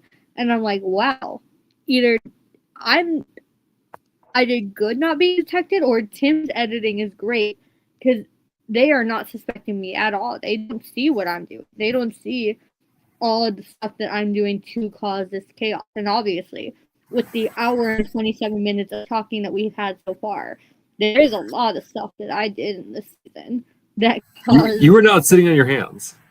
I was not. And, I felt like the episodes reflected kind of the change in what the players were thinking, right? Where, like, everyone is so focused on Danny Brand. They go out, big shock. Aaron with an E goes out, and, like, everyone's kind of reeling and kind of picking up, like, who they think the suspect is and going all in on survivors. Like, Steven's the one, Luke's the one, and trying to put their game back together. And, like, again, even for you, like, I split on you for the first time at Final 7. Like, I split on you, Luke, and Aaron with an A. And then, like, at Final 6 was when, like, let's take the dive. Even then, I was like, boy, I could be going home right now. I'm not sure on this. And that's the risk with the mole game. It's, you might be splitting on the wrong people. You might just not be seeing these moments. The mole's job isn't to be caught. It's to hide yourself and hide these things while causing money to go away. My motive, I didn't care for anything. That's why I didn't care to be a player. I wasn't earning money. I was doing this just out of satisfaction. I wanted to prove that I was a good mole. Did I earn anything? No. But if I wanted money, I would have played as a mole. I would have played as a player in it. So, anyhow, we have the Crinkle Crunkle. It goes as expected. This is the round where Joe goes out, and for me, I wasn't suspecting Joe at the time. Was Joe a player that you were happy to see go home, sad to see go home? I didn't know where Joe's mindset was during the game. I didn't know where his head was at, how he was playing, who he was putting people on. Joe was in his own little world. And I think people knew Joe wasn't the mole, so he couldn't have been an scapegoat for me, even if I tried. So this goes to our final 6, kind of the last round of day 3. I'm just curious, how are you feeling at this point in time? Nervous, because I'm like, oh my god, we're getting closer and closer, and this stuff is going to go rapid really fast. So I need to make sure that my emotions are good. I need to make sure that my mindset is straight ahead, because I need to look nervous. I need to look like I am proud and I'm relieved to be at these points in the game. So I was starting to plan out even more. I'm like, okay, I got to stick with this plan. I got to see who are going to be the people next to me, who's going to be in the final, and how can I get them to not put me down in the final. Because ideally, a mole in the final doesn't want people to know that they're the mole. I'm curious, in your conversation with other players, like, how open are you being with, like, I'm putting this person as the mole, you should too? I was being decently honest. Like, I was saying that these are the people I'm looking at, and I'm not saying that you should do that, do your own thing, but this is what I'm doing, just to get their minds on them. So yes, I was saying, like, yeah, Steven, and I'm like, I'm not gonna lie, I'm looking a little bit at Luke too, like, it could be Luke. But I wasn't ever telling people what to do. And then obviously, that's the night where you look at, after the whole situation, is when me and Josh had our conversation outside. And that conversation was a hot ass mess, and I hated it. And it was just, I felt like it was going nowhere. And I was just like, I want this to be over with. So this first round 6 challenge at the final 6, this is a big challenge for you, right? Because this is like you're going to go down in a randomly determined order, a blackjack determined order, and we're going to try to match people to their loved ones. I'm curious. You select your best friend as your loved one. Was that part of your strategy, or is that just coincidental that you chose that person? Oh yeah, yeah. I chose my best friend as my person because obviously you can't really guess that it's my loved one unless I told somebody 5 minutes beforehand that hey, I put my loved one. And so this is what happened behind the scenes. After blackjack, we're in a line waiting to go in, and Aaron with an A goes, "I just saw our loved one photos. Who's your person? What do they look like?" And I'm like, God damn it. Because I was shocked and impressed that he matched you, because I was like, man, like I would have never thought someone picked a best friend for that. And I was really stunned he pulled it off for you. I was like, wow, I can't believe he found that information out. I didn't realize it was so soon before the challenge. So I was still trying to be a little vague with him. Like, yeah, my friend, he doesn't look like me. He's a white man. That's all I gave him. And he was the right one. I was like, yeah, that looks like somebody who would be my friend. Because you go after Aaron, so you see that he made the match, right? Mm-hmm. And the thing is, if I swapped that one, because I was able to make a swap, that would have been an obvious sabotage. Yeah. But instead, I got Josh. And with Josh, it was really easy because I know what Josh's mom looks like. I'm friends with Josh, and he posts about his mom. So I got that one wrong, and ironically enough, it just so happened that Rachel's brother looks a lot like Josh. So I go, this is Josh's loved one. And then the other one, I'm just like, well, I know who everybody's loved one is. I don't remember who my other person was that I had to match.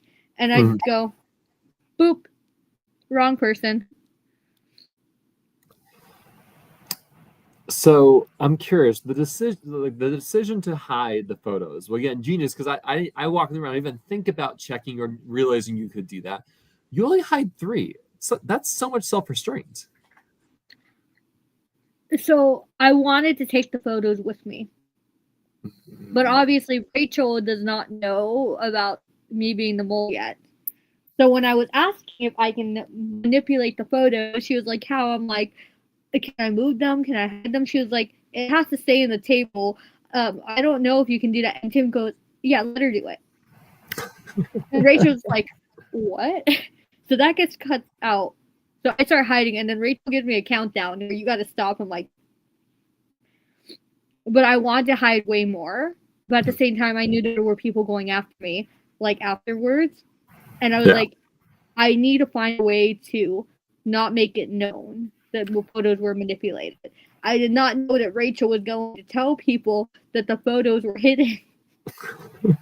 Because I think it would have been really different had that been a massive surprise. Like you're because like it was still a surprise at the time. Like, wait, there were photos hidden. Like I didn't even realize that, because like I don't even think like Aaron, or let's see who went first. Luke or Aaron, I don't think even made any announcement saying, "Oh, there's stuff missing here." Like it was Rachel who announced it. Yeah, no, I remember seeing all faces. I have a screenshot of it on my phone. It's just like, what? And I was playing along too, because you don't see my face on camera because I'm cut out of that shot, and I'm just also pretending like, what? Photos were hidden. Who did that? Who did that, guy? Yeah, because I guess the problem was we were saying, well, can you show us the answers? And when we were doing the answer matching, that's when it came out like, oh, this one's hidden. Mm-hmm. All right, so that's how it goes. It wasn't that Rachel bust you, is that like we were asking for the answers, then it got revealed. And then just in case I did get exposed for that, I hid non-loved one photos as well. Yeah, I thought that was a good call, because I think you hide Joe's loved one, right? Yes, I hid Joe's loved one, and then I hid a non-loved one as well, because it obviously, if you're a player, you're going to be like, well, how did they know whose loved one that was? Yeah. As a Yeah. viewer, you would know I was the mole at that point. So I still wanted it to be like a surprise that I was the mole. Yeah, no, that was a good call. I mean, if I had gone down there and my brother's photo was gone, I'd be like, "Uh-oh, shenanigans have occurred," right? This is why like, I hid non-players photos. I hid photos that were eliminated players. Joe was gone at that point. If I hid a player's photo, it would have been obvious. that was a good call. Yeah, so I don't that was a very fun surprise moment in the game. Like, well, shoot, this got sabotaged, and I didn't even realize it was being sabotaged. No, Yeah, I I think I I wanted think to just take the photos with me. I would have taken a whole stack of photos, shoved it in my pocket, walked out, and then at the round table that we did, like when we were talking about like what our biggest sabotage, I would have been like, "Hey guys, my biggest sabotage." Slap the photos on the table. There that we would have go. been a fun moment. But I obviously wasn't allowed to steal the photos, so. Well, But that from would have there, been such. so from there we traveled to. I'm blanking the name of the place. Forgive me of the location. The general store. Yeah, it was a warehouse. A warehouse general store, one of the an historic building here in Wilmington, there in Wilmington, Ohio. I'm curious, did you want? Okay, Tim, there with the save, the Sabin Wholesale. Mhm. Um, did you want to be the? Did you want to volunteer to be the captain of this challenge? I mean, I would have taken it, but I thought it would be easier to sabotage not as the person doing battleship, just because I thought it would be a lot harder to transport the things with chopsticks. Obviously, it wasn't that hard, but Yeah, I mean, I also feel like not being the person. I guess I think not being the and person in charge was the way to go because you got selected to go potentially do additional sabotage as well. yes, and also with that, I was able to see where somebody's head was at if they were in charge, on who they trust versus who they don't trust. Obviously, you and Josh were two people that Lachey did not trust. I also can't pronounce it Sabin, not Savin. Savin is like something else. Sabin. Yeah, and then you were pretty spot on with this one. Yes, I did give Luke the harder candies. I did make them Luke's only option because anytime that they would put more candies, I took the chocolates that he kept asking for, and I took my hands and I knocked them in a bucket next to me. So I hid all the easy ones. poor Nobody saw that. So poor it Luke only just had the struggle of this challenge because he was like he was using two hands like get this together. It was that was when I heard that you were doing that to him. That was pretty funny. Oh no, it only left us with the peppermints and the little like caramel one that Luke hated. And anytime he was like, "Get the chocolates," I'm like, "Yeah, I got it." The chocolates on the table went boop. Oh no, we don't have any chocolates, Luke. Sorry, they're only giving me peppermints. Here you go. Um, I think one of my favorite things about this episode, this moment is retrospect. It's more of like Lachey's reaction to like Luke telling her like Lachey should be the captain. We're like, that sounds like a great idea. Lachey's like, I don't want this, but okay. No, also a sense of who wants to be the captain, Josh. I was like, anybody else wanted to be the captain. Lachey. We felt bad in the next day about that, but we just stonewalled Josh so much that day. Did you want to give Josh power? I mean, to be fair, Josh would not have gotten any special power had he taken that role. But okay, so I think the big thing that happens with this challenge is the people selected to go potentially get advantages. Aaron, Luke, and then you. And when you hear Aaron comes back, because do you know what advantages are in which room? No, I do not know which one's in which room, and I only find out when Aaron tells me. Because after Aaron does his mission, he tells me about it. Luke also tells me about his. So when I was chosen and they said that they both didn't take it, I'm like, well, I'm going to look pretty weird if I take it. So. What was your reaction to, let's start with first, hearing that Aaron turns down the exemption? Oh, I was shocked. And if Aaron would have taken his and Luke would have taken his, if one of them would have taken it, I would have taken mine. Yeah, I mean, Aaron turning it down, again, shock, and then Luke turns it down. You're put between kind of a rock and a hard place of, do you step out and take it, or do you just say, hey, I'm going to go with the flow because it's just too much heat on me to do it otherwise? Yeah, if I would have came back and said, Lachey, I took both these advantages. You got whatever shots you have left. Good luck. Have fun. And so Lachey ends up earning like the most money for the pot, like single-handedly through this challenge, for better or worse. Yeah.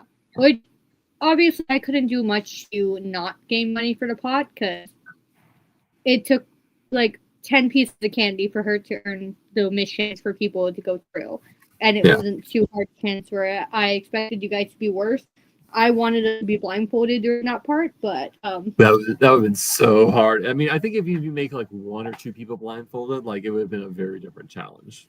Like I wanted us to be blindfolded. Unfortunately, not my game. Can't call the shots, but Tim write that down for next season. This is for that mole Ohio R&D development. So blindfolds, and you know what? Make somebody not able to talk. Giant earmuffs. Yep. Go like the three monkeys challenge. Yep. Right. Anything else about this round before we talk about the execution? But this round, not entirely. I think we all ate too much candy afterwards. But also the car rides. The car rides were very interesting. Okay, talk to me about the car ride. Yeah, so in the car ride, there was a bunch of like awkward talking, and at that point, that's when Josh did his whole like, with all due respect, I'm not giving anybody information, all that. So like, I think it was a lot of shit talking on Josh still.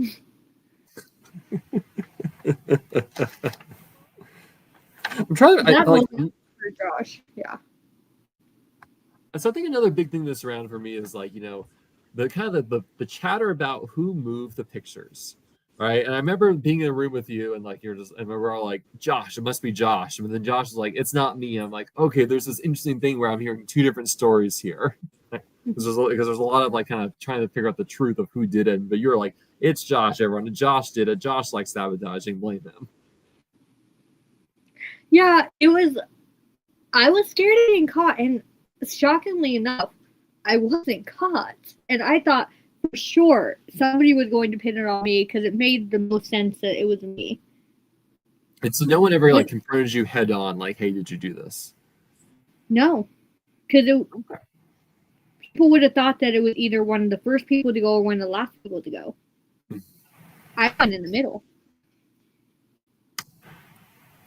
Okay, so that round, Lachey goes out, which there's a quote from Tim earlier. As soon as Lachey was there, she was like, "Well, damn, no people winner." Same here. I was banging my head against the door, and I was just like, "Well, there goes the female winner. There goes me trying to mask that the mole is not a female." I was like, "Okay, I gotta put in some work in this final day because there is no way I can't." Like, it was a do or die moment once Lachey left. I'm like, this final day is going to be the hardest one to do. Yeah, so talk to me about that evening once Lachey is out. What are you doing? Who are you talking to? After Lachey goes, that's when Josh has a conversation with me. Yes. Trying to convince me. Basically, two walls talking. It's like you're talking to a wall because what you're saying to him is just not. He's just like he's not running with you at all. Josh was telling me I have no chance of beating you, Aaron, and Luke in the final quiz, and that I need to work together with him. And I said, that's wrong. He said, who did you put on your final quiz? I'm like, I went pretty heavy on Lachey. That's what I said. I said I went heavy on Lachey. I did not say that I did not put answers on you, because in my whole storyline, I did put answers on you. You and Lachey were my answers. And he goes, well, you just lied to me. I was like, I did not lie to you. I told you who I was pretty much on. It was like, but you didn't mention Steven. I'm like, I'm mentioning Steven now. So it was like, a big argument, and I'm like, well, this is going nowhere. He's like, well, I'm gonna find somebody else. I'm like, best of luck to you, sir. Because what's fascinating about this is Josh at this point is all in on Luke, right? Mm-hmm. And so it's curious, like, is he trying to extract information from you? Is he trying to say, can we go in? He doesn't pitch Luke as the person to go all in with you. He's not telling you to go all in on Luke, which is interesting. I think Josh's mind was manipulating me because he, in the end, thought I was not putting Luke down as an answer, and he wanted to make sure I wasn't. And if he truly thought that Luke was the mole, he wanted me next to him because he thinks that he could beat me in a quiz. Yeah. Which I would love to see me and Josh in a mole game where we're both just normal players. Can Josh beat me in the question? You hear now the Mole Ohio All-Star / Rivals season. I don't know how that works, but Tim, you can figure it out. God, no. Don't make me do that. Do you have any conversations with Luke or Aaron as well that night?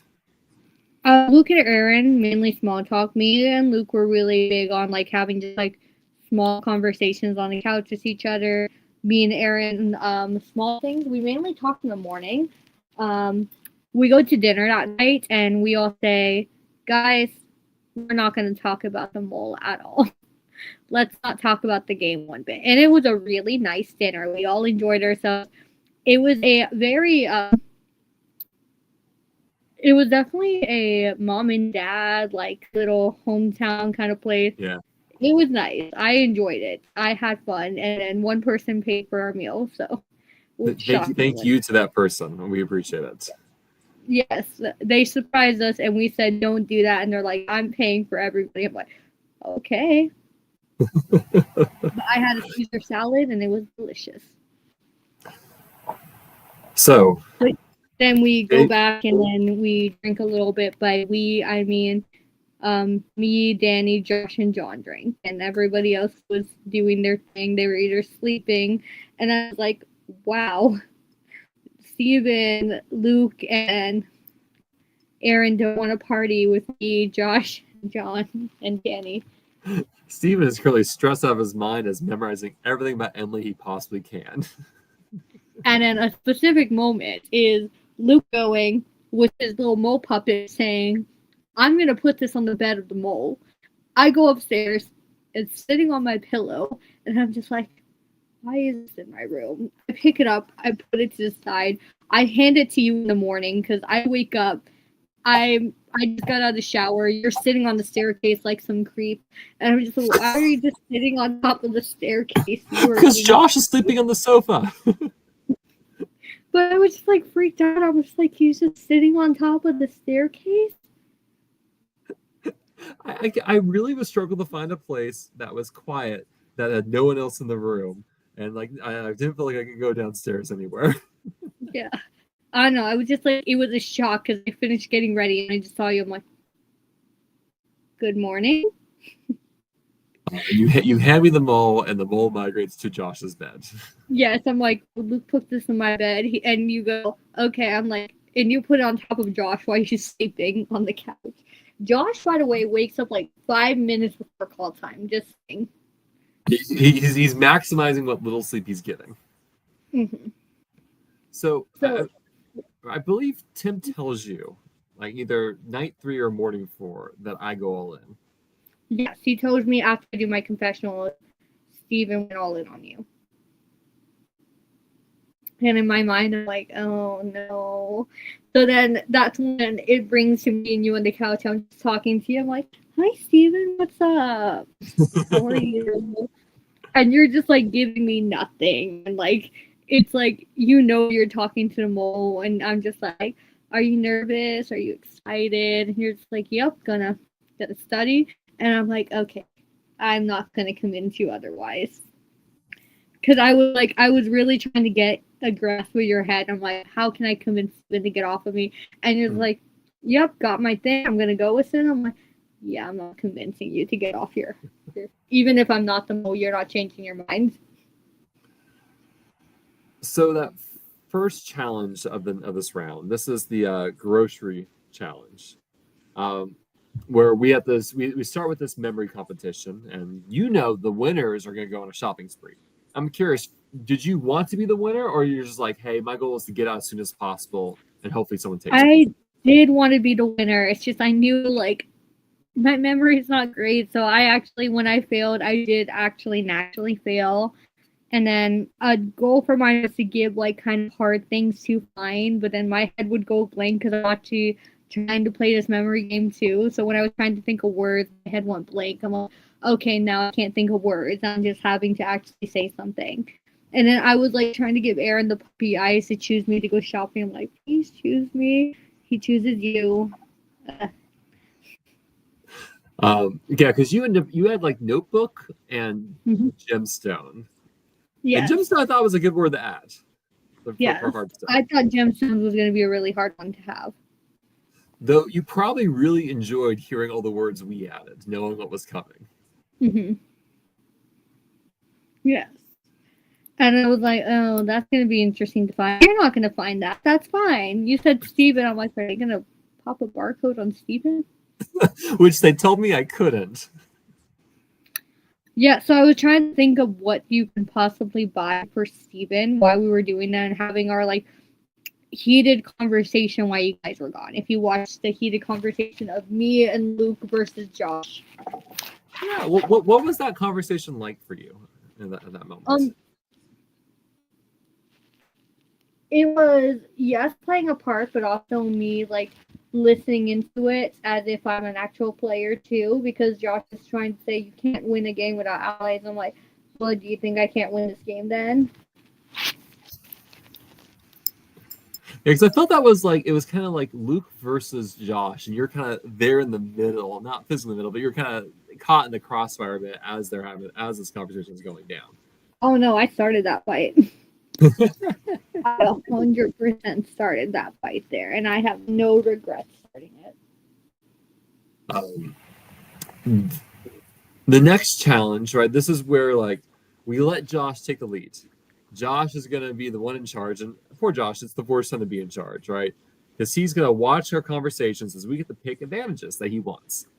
And so you have conversations with who do you have conversations with this round? With Aaron and Luke. Aaron and Luke. And so are Me you and Aaron always are not going to tell you guys what we're doing. We're just not going to tell you guys what we're doing because why would we give Josh the opportunity to win multiple things? Where when I had the conversation with Luke, he tried telling me that he's taking the journals. I'm like, well, I don't believe you. And so was this an easy challenge? You're just like exemption or bust? Yeah, exactly. I was like, well, I don't think Josh is going to think I'm going to take the exemption. Just being how I played the rest of the game and how I'm not taking these advantages.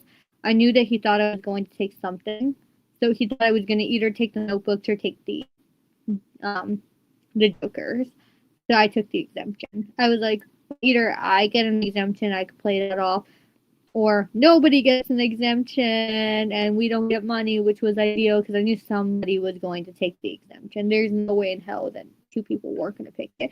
And be aware, I was announced last at what I took, so I knew right away that we busted. The second he said Luke picked the exemption, I was just sitting there and I still had to pretend like I picked nothing. I was like, I picked nothing. I mean, yeah. It was a very succinct, successful sabotage to take that and sure nothing was happening. Though I don't know if even a player myself would ever have been altruistic enough to take nothing for the pot. And I've kind of chatted with Tim, with people. It would have been interesting if you kind of redesign the challenge a bit to make there be more incentive to take nothing. Like for instance, had Josh accurately guessed what you got, Josh gets it instead. But hey, maybe it's because I'm the only person who's predictable enough that Josh predicted. Tim was basing this challenge off an actual mole game. I don't remember exactly which one, where one of the things, instead of the journals, was a conversation with the mole. Were you concerned that the journals would have something valuable in it? Yes, I was a little scared of the journals. I was scared on the sense that it would have things crossed out on it. It would have people actually suspecting me. I don't know entirely whose journal I was most scared of, but I think I was very scared of Shay's journal specifically. Ooh. Tim reveals, I thought about having the gifts be a one-on-one conversation with the mole. So That's what I just you and told him, you. minds alike. No, I told you that that's what he did. I think the challenge is how would that have worked in practice? I don't know. All of us put in separate places. You're gonna voice changer. A phone is called. I don't know. I think you guys would be able to tell. I enunciate things differently than you guys. The only way I could think about it is being text. Actually, you know, a text message chain with the mole would have been interesting. Mm-hmm. I think that could have been something interesting. Yeah, a text with the mole, no punctuation, you at all. Yeah. Or maybe the answer is you have a middleman, right? So you Mm-hmm. asked Rachel the question, Rachel texts the mole texts back. I don't know. Mm-hmm. But yes, Tim confirms it would have been over at direct messages. Ah, gotcha. I would type solely in emojis. I think actually the mole responds only in emojis and gifs. That would have been pretty great. Um, I I guess when Aaron comes down and says this changed everything, did you believe him or were you just like no, he's bluffing? I was questioning it. I'm like, how so? Because I wanted to know what information he got. I wanted to know what he was thinking. But since he was telling me that, I didn't think that he changed on to me.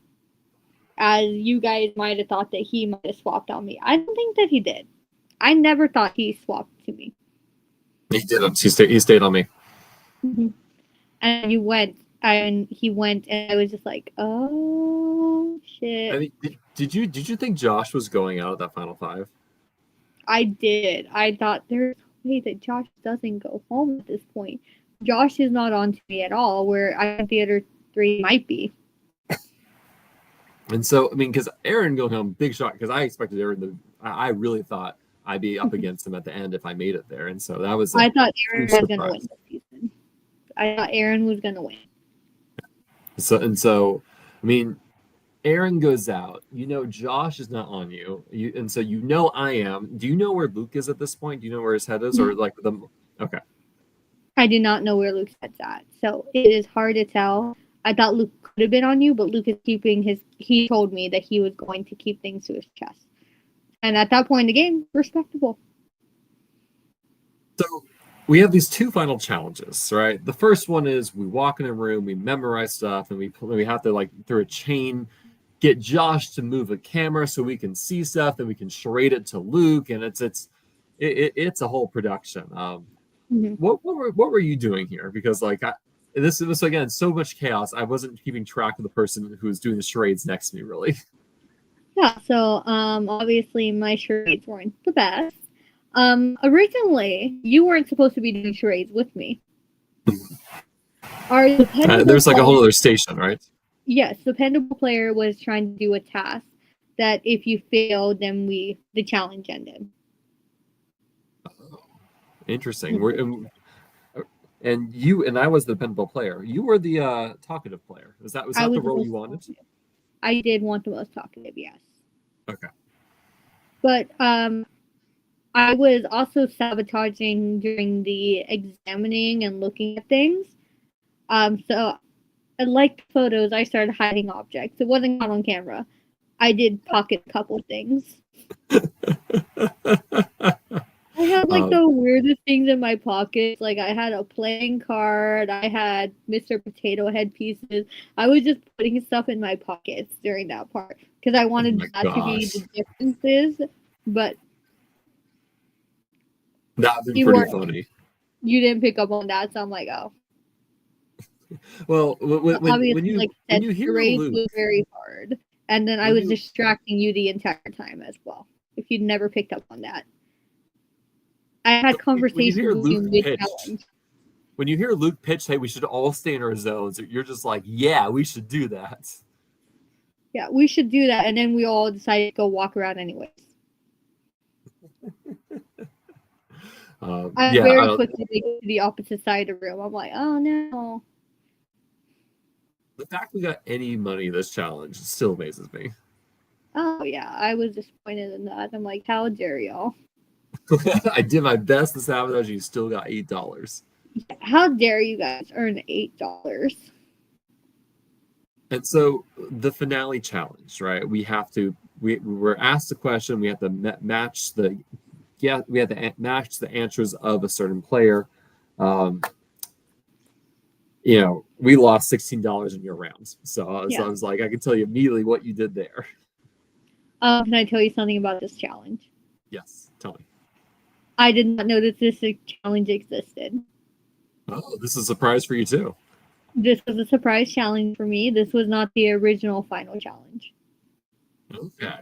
Well, I hope the original final challenge will have its day next season or something like that. Yes. So this is not the original final challenge, but I very quickly figured out how to sabotage this one, where I just put, I think in every single round, despite it being mine, despite it being anybody else's, I would try to put the wrong answers. Yeah. I mean, I think the biggest had the most surprising elimination, and I'd put nonsense answers. It's like you didn't put the person that audibly gasped. I'm like, nope. I mean, it's a question when you're the mole is like, when can I be blatant, right? Like, when can I just be so on the nose and just not care? And like at the end of the game, you're just like, either they know me or they don't. And I'm just gonna do it anyways. Exactly. So I'm like, this is my last chance to lose money, and we definitely lost money. I'm sorry, Steven. I emptied that pocket a little bit for you. Between you, yeah, I mean that was like $16. My gosh, that was groceries for a day. How could you? On your budget, on a college professor's paycheck. So I think a better reality is like that's like almost an escape room. Like that's how I measure my spending in. Like, how many escape rooms can I buy? For $16, none. I can get, well, for it's $32. I can get maybe a local escape room, not the escape game. Yeah.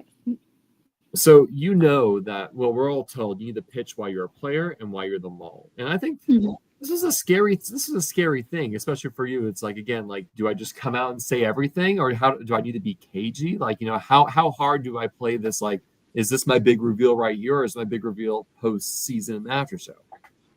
Yeah, so for this, I thought about what I was going to say, and I wanted to say something that people already knew happened, obviously, the photos. So I was like, can you admit about the photos really quick? Because that could be a player doing it. A player could have done that just to drive suspicion on themselves. So I thought that would be a good one to do. And then pitch why I just need to sound as like passionate and as I deserve to win this as much as possible. And I think for a second y'all bought it because y'all all went okay. Hey, you had the episode title for the finale. I don't like to lose. I don't like to lose, and I really don't. Any of the other players' pitches stand out to you as good or bad? I was not paying attention to them that well. I thought yours was funny how you said that you had them running around. I'm like, Steven, sabotage? I'm like, yeah, Steven, that's real because I'm trying to convince these two that you sabotage things.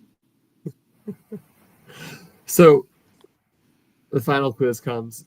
Do you just answer it all yourself? I didn't care about the quiz. I was like, do. Like, I was up there stalling. I was reading the questions and laughing at them. I'm like, oh, y'all aren't going to get that. But yeah, of course I answer all of myself. Do you, were you excited that the role was over and done, or you kind of sad, like, oh, I wish I could do this more? I was exhausted. Like, it was so mentally draining to be the mole. And I still had to pretend that I was mole downstairs while we were like waiting for results, and I'm just like, yeah, guys, I'm so nervous. Did I win? Did I win this? And you missed this. For the viewers, let me just say, this man gets a text that he won. Just walks directly to the door, no emotion on his face. He's just like, so dramatically too. He like stomps to the door, and I just I look at Luke and Josh with pity. I'm like, oh, these poor guys. And then Luke, when he saw that you won, he grabbed me. He's like, go stand next to him. You know you. I'm like, I'm not the mole. He's like, Emily, stop pretending. Y'all knew. Y'all knew. Trish has the footage. It's hilarious of you stomping to the door. Yeah, I mean, I'm never gonna live that down. That's okay. But like you were taking that in, and all of us had our phones trying to pretend. I was pretending. I'm like, okay, am I gonna get it? Am I going to win? Like it was funny. I enjoyed that. Yeah, and that kind of wraps up our season. Is there anything we missed about your game? About my game, no. But there was a point in the game where people thought there were two moles, and then there was also the Squishmallow theory, which hilarious when I found out about that. That people thought I was a mole because of Squishmallows. Had nothing to do with the game, by the way. Yeah, the Squishmallow theory thankfully didn't make the TV edits. But yeah, do you want to explain the Squishmallow theory? As well as I could. Specifically, Aaron with an A was suspicion on me because he was reading the tags on the Squishmallows. Because if you didn't know, Squishmallows have tags on them. They have like a little description of them, and like one said that it was like a chef, and I was called the chef in my, or no, you were called the chef, or I was the first responder. I think. Let's see. In my notebook, I wrote a bunch of stuff down. I'm sure it's here somewhere. So for you, that's the wrong place. Where are you? So yeah, you were the chef. You are ground.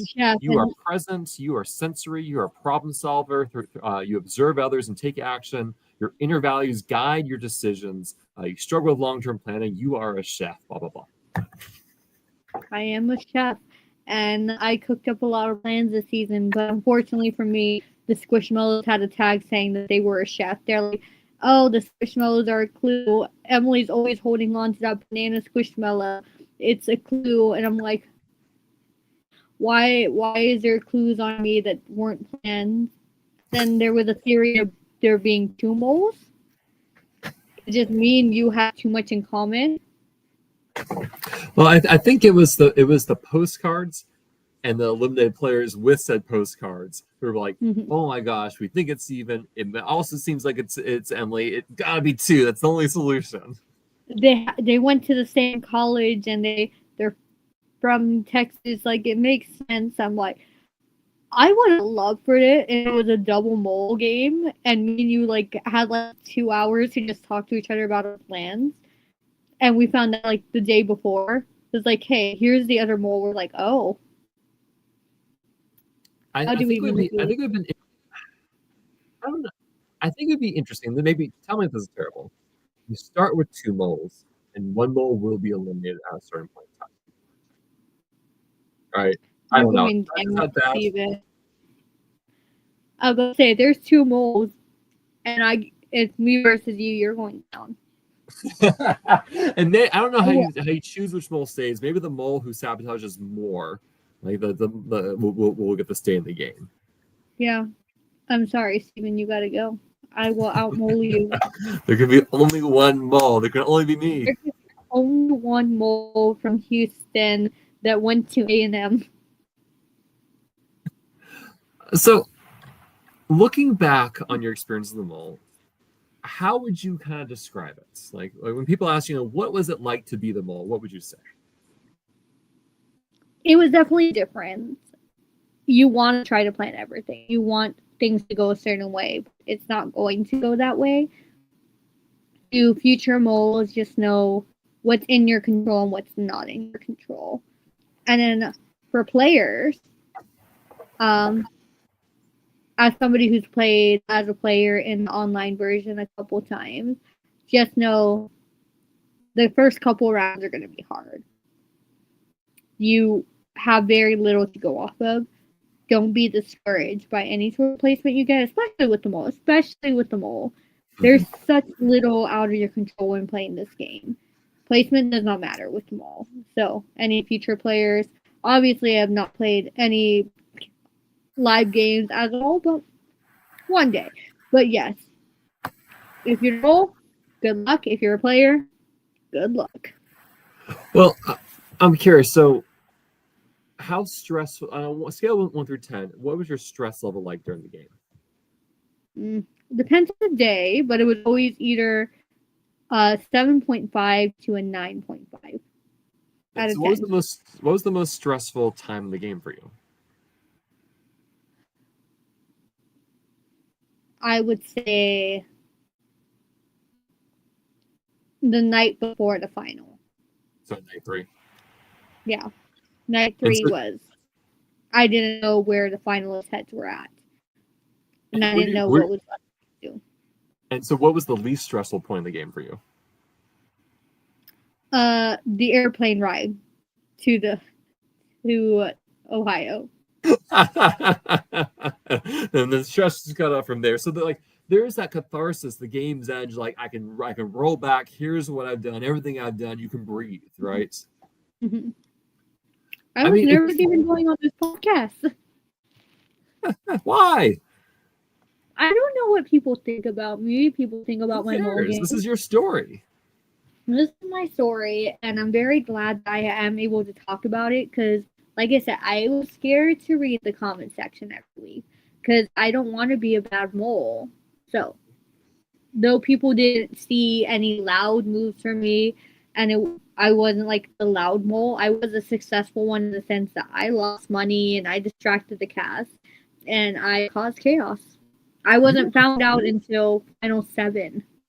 You were effectively sneaky.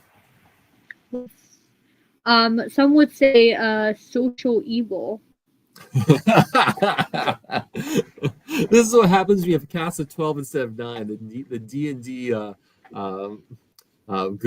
good, neutral, bad, lawful, neutral, chaotic does not apply as easily. But as one evil player to another, I approve.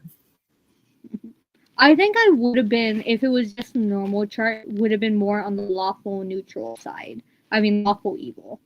Because all my bad intentions were done.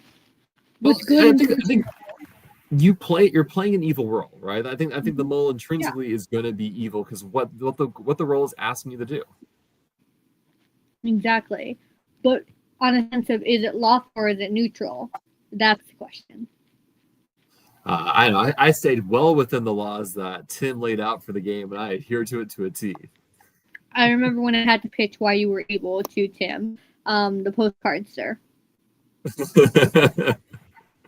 Can't get more lawfully evil than following the rules but still bringing stuff to sabotage the game.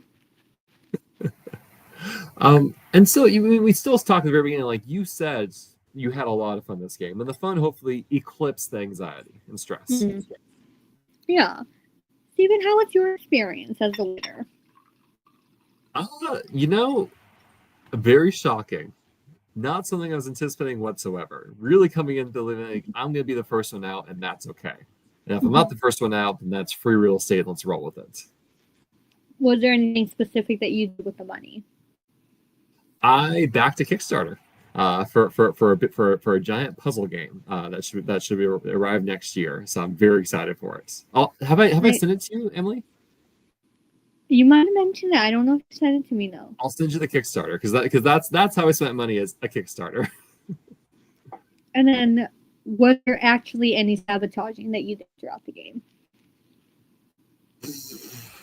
I don't think I was a very effective sabotager. I really wanted to do what Danny was doing, and early on. My goal in the game was to do something big early on, catch people's attention, then kind of do small stuff from there. And I felt Danny had done that. I was like, oh man, I wish I did that. So you still succeeded on getting people suspicious of you. I think it was a combination of mistakes I was making, as well as being very closed off and guarded. I think that led to a lot of people to suspect me because they weren't talking with me. I think it was a combination of those two. So, I mean, I knew as soon as like we start enacting the strategy Aaron and Brienne pitched in that initial car with the radio, I was like, oh, this is gonna be so bad. Let's roll with it. I knew that like as soon as I saw the confusion, I'm like, yeah, we're just gonna roll with it. But like people are gonna be looking at us like, what the heck are you doing? So that was more on the intentional side. You know, had for the chain breaking, had you put me in give me the option to take the Joker, I would have taken it in a heartbeat. So like I would have done that had I had that option to do so. Lawful evil. I mean, when we were doing the panorama, we were like, let's try the $15 word, and then like 40 minutes later we solved it. And I'm like, all right, we're gonna start heading over the next place. I'm like, I kind of say, should we try the $5 word first? And they're like, no, we're doing $15. We're doing the $15 word. I'm like, all right, I don't think I can push here. And like I was like, I kind of softball, like, what if we did this? And no takers. You know, for the phone call, when like we have to vote for the three people, I'm like, man, I'm not guessing the right person. I'm just gonna give the advantage to the person I want to give the advantage to. I'd rather see Emily walk out with the advantage of this than Aaron and then Josh. So I voted for you. And I was like, boy, I don't think I'm gonna be correct. I'd rather Emily have it because I feel the best about Emily. Do you still feel the best about Emily? Oh yeah, I still feel the best about Emily. I feel the best about Emily being the mole.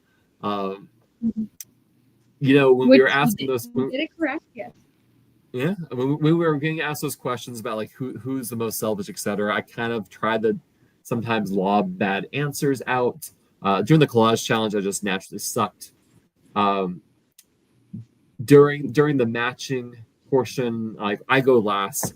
I match my brother up to me, and I swap 3 random ones. I'm like, I don't know, we'll see what happens. Probably the most overt nonsense was in the chopstick game, where once Aaron left, I had like all this real estate to just do whatever I want. I was pocketing candy, I was eating candy, I was putting candy in the trash can. Didn't matter. I was doing nonsense with the candy. Oh, so you were also making sure candy did not make it to the end. Yes, but like we filled the cup anyways, right? So because I've like probably pocketed one of every 4, and that was just not enough. I should have just like started stuffing it in my mouth. And me going. You were more effective there. You know, unfortunately, in that like memory challenge, I just picked terrible things.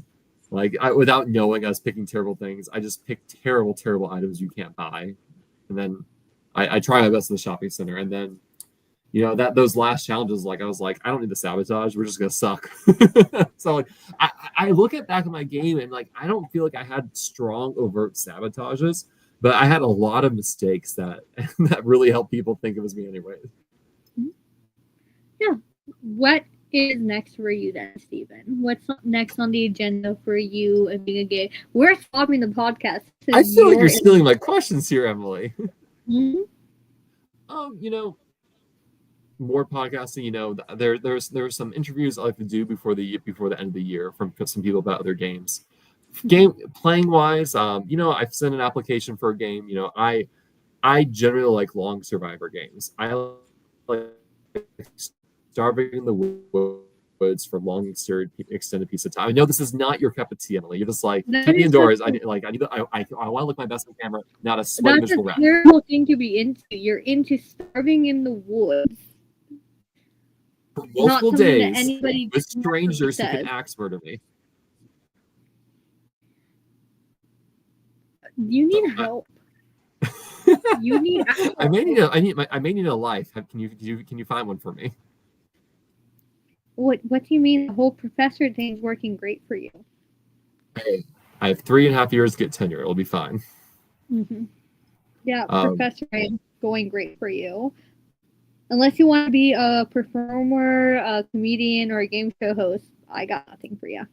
You know, honestly, if I was a game show host, I'd be one of 3 players in a season, and I can blend in more easily. You gotta own a blazer. Do you own a blazer or a suit? I do own a blazer and a suit. I can dress nicely if the demand is for it. Mm-hmm.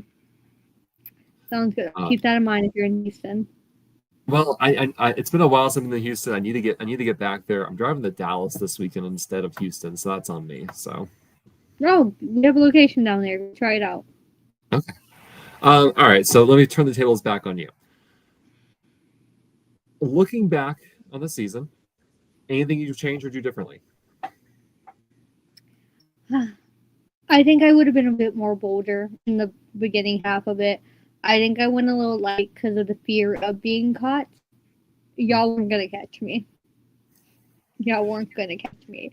I And so could does have that been a little. mean losing the tube, opening the tube? Is that like, or is it something else? You're like that. So that was a moment I should have struck. I think I definitely could have gone harder on the tubes. I definitely could have gone harder when it came to like the panoramics. Yes, I took a lounge, as you may word it as. I could have literally tripped and fell, which I considered. I considered tripping and then having to stop because medical emergency. The time is still going. I was like, oh Oh my god, no, gosh! If my if knees. you injure yourself in the game and put blood on the table, that would have been wild. I considered it. I considered walking back from the panoramic challenge just trip. Scrape your knee, say, "I need a bandage. I have to go. This hurts a lot." They're Wow. like, oh guys, I tripped. Oh no, no, no, we need attention here before we walk back. Okay, that would have been serious dedication had you pulled it out. Tim's probably thankful you didn't. Oh yeah, because Tim was also outside with us, and in his mind, he's like, why are they walking when they could have taken a car? With the air conditioning, yes, because it was a sunny day there. Mm-hmm. And so, I had a scrunchie that had a hidden pocket on it, the one I had around my wrist. Tim saying, leaving the tripping and scraping of knees to me, please. We're leaving the forgetting about his mole for challenges for Tim. Flashback to Tim falling down a flight of stairs in the morning of day 3. I don't know if anyone. I didn't see that. I did not know that happened. We didn't see it. He came in and he told us about it. Oh, okay. It wasn't our flight of stairs. But yeah, Tim, just don't forget about your goal next season upstairs. Hey, it's Tim that says you are a fantastic model. He's so happy you are part of the Mole Ohio family. So I am. Look at us, the winner and the mole together. So Emily, if you were to talk to a future mole, what advice would you give them? Just do more. If your mindset tells you to sabotage, but you're holding back because you don't want to get caught, do it anyways. My thing is, they're always going to think you're lying. So why tell them? Why lie to them? They're going to think you're lying anyways. Tell them the truth. Do what I did. If somebody asks you if you're the mole, say, yeah, I'm the mole. Because guess what? Anytime I told somebody I was a mole, they thought I was lying anyways.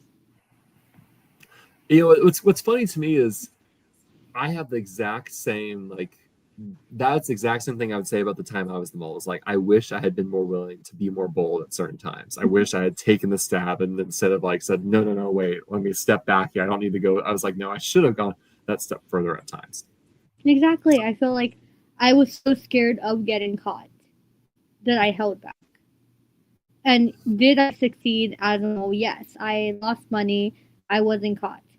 I think I could have taken the extra step and still not have been caught. So just do it. Sabotage. Go crazy. Hide the photos. And so let's say you play another game of the mole, but this time you will be an agent, right? What do you think your biggest takeaway is from your experience of the mole that's going to help you be an agent in the future again, if you ever do choose to be an agent? If I ever choose to be an agent, Steven, I'm never going to be an agent. Who would miss out on the opportunity of making me? Prime mole material from here on out. I am a mole through and through. If you make me an agent, I'm going to say no to try my application right now. But if I were to be a player, I think not signing people out, just keeping an eye on everybody. Like, I don't want to X anybody out too early. I don't want to say, well, you can't be a mole. And then making sure that I take notes on everything. Where people are sitting, definitely. Take notes on where people sit down because obviously that's important apparently. Will you also know what everyone eats? Yeah.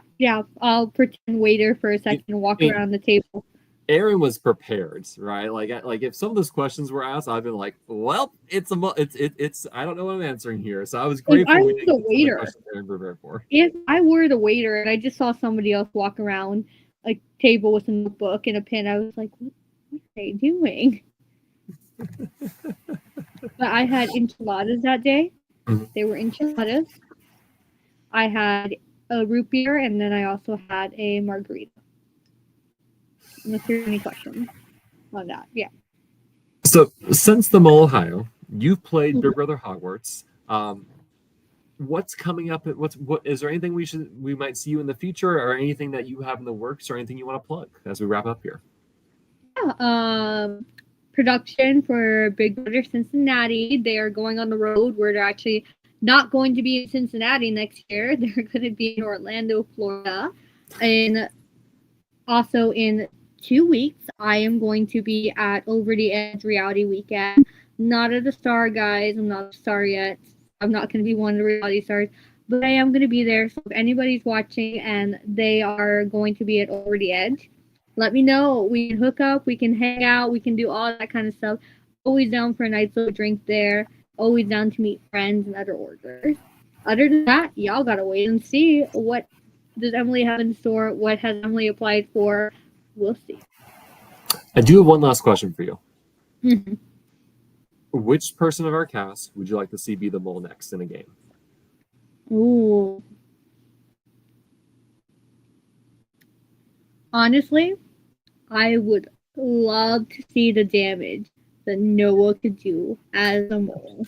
I would love to see that. Do We I were ever denied the fur coat. do I ever think that I would ever see Noah as a mole? No. But I would love to see what he would do with that. Well, Emily, thank you for letting me steal 2.5 hours of your night. Thank you for the flexibility because I know we Wait, moved this no, time how a long bit. was Luke's interview? 2 hours and 26 minutes. Okay, we beat him. That's all that matters. It's one for the record book. Yes. Thank you, Emily. Thank you, everyone, for tuning in. Thank you, Tim, for being here. This has been another episode of Live Rally Game Podcast. There's not much left from Mole Ohio content. I guess we'll have to interview me next. So stay tuned. I guess it'll be my turn to either ask myself questions or maybe find some friends to help ask me questions instead, because I don't think you want to hear me talk to myself for an hour. So the last episode, I guess, Steven goes insane and speaks to himself tonight at 9. So we'll have some guests. Some people help me out. We'll have one last chat about the game itself. Take care, everyone, and have a great rest of your evening, and most likely a happy Thanksgiving.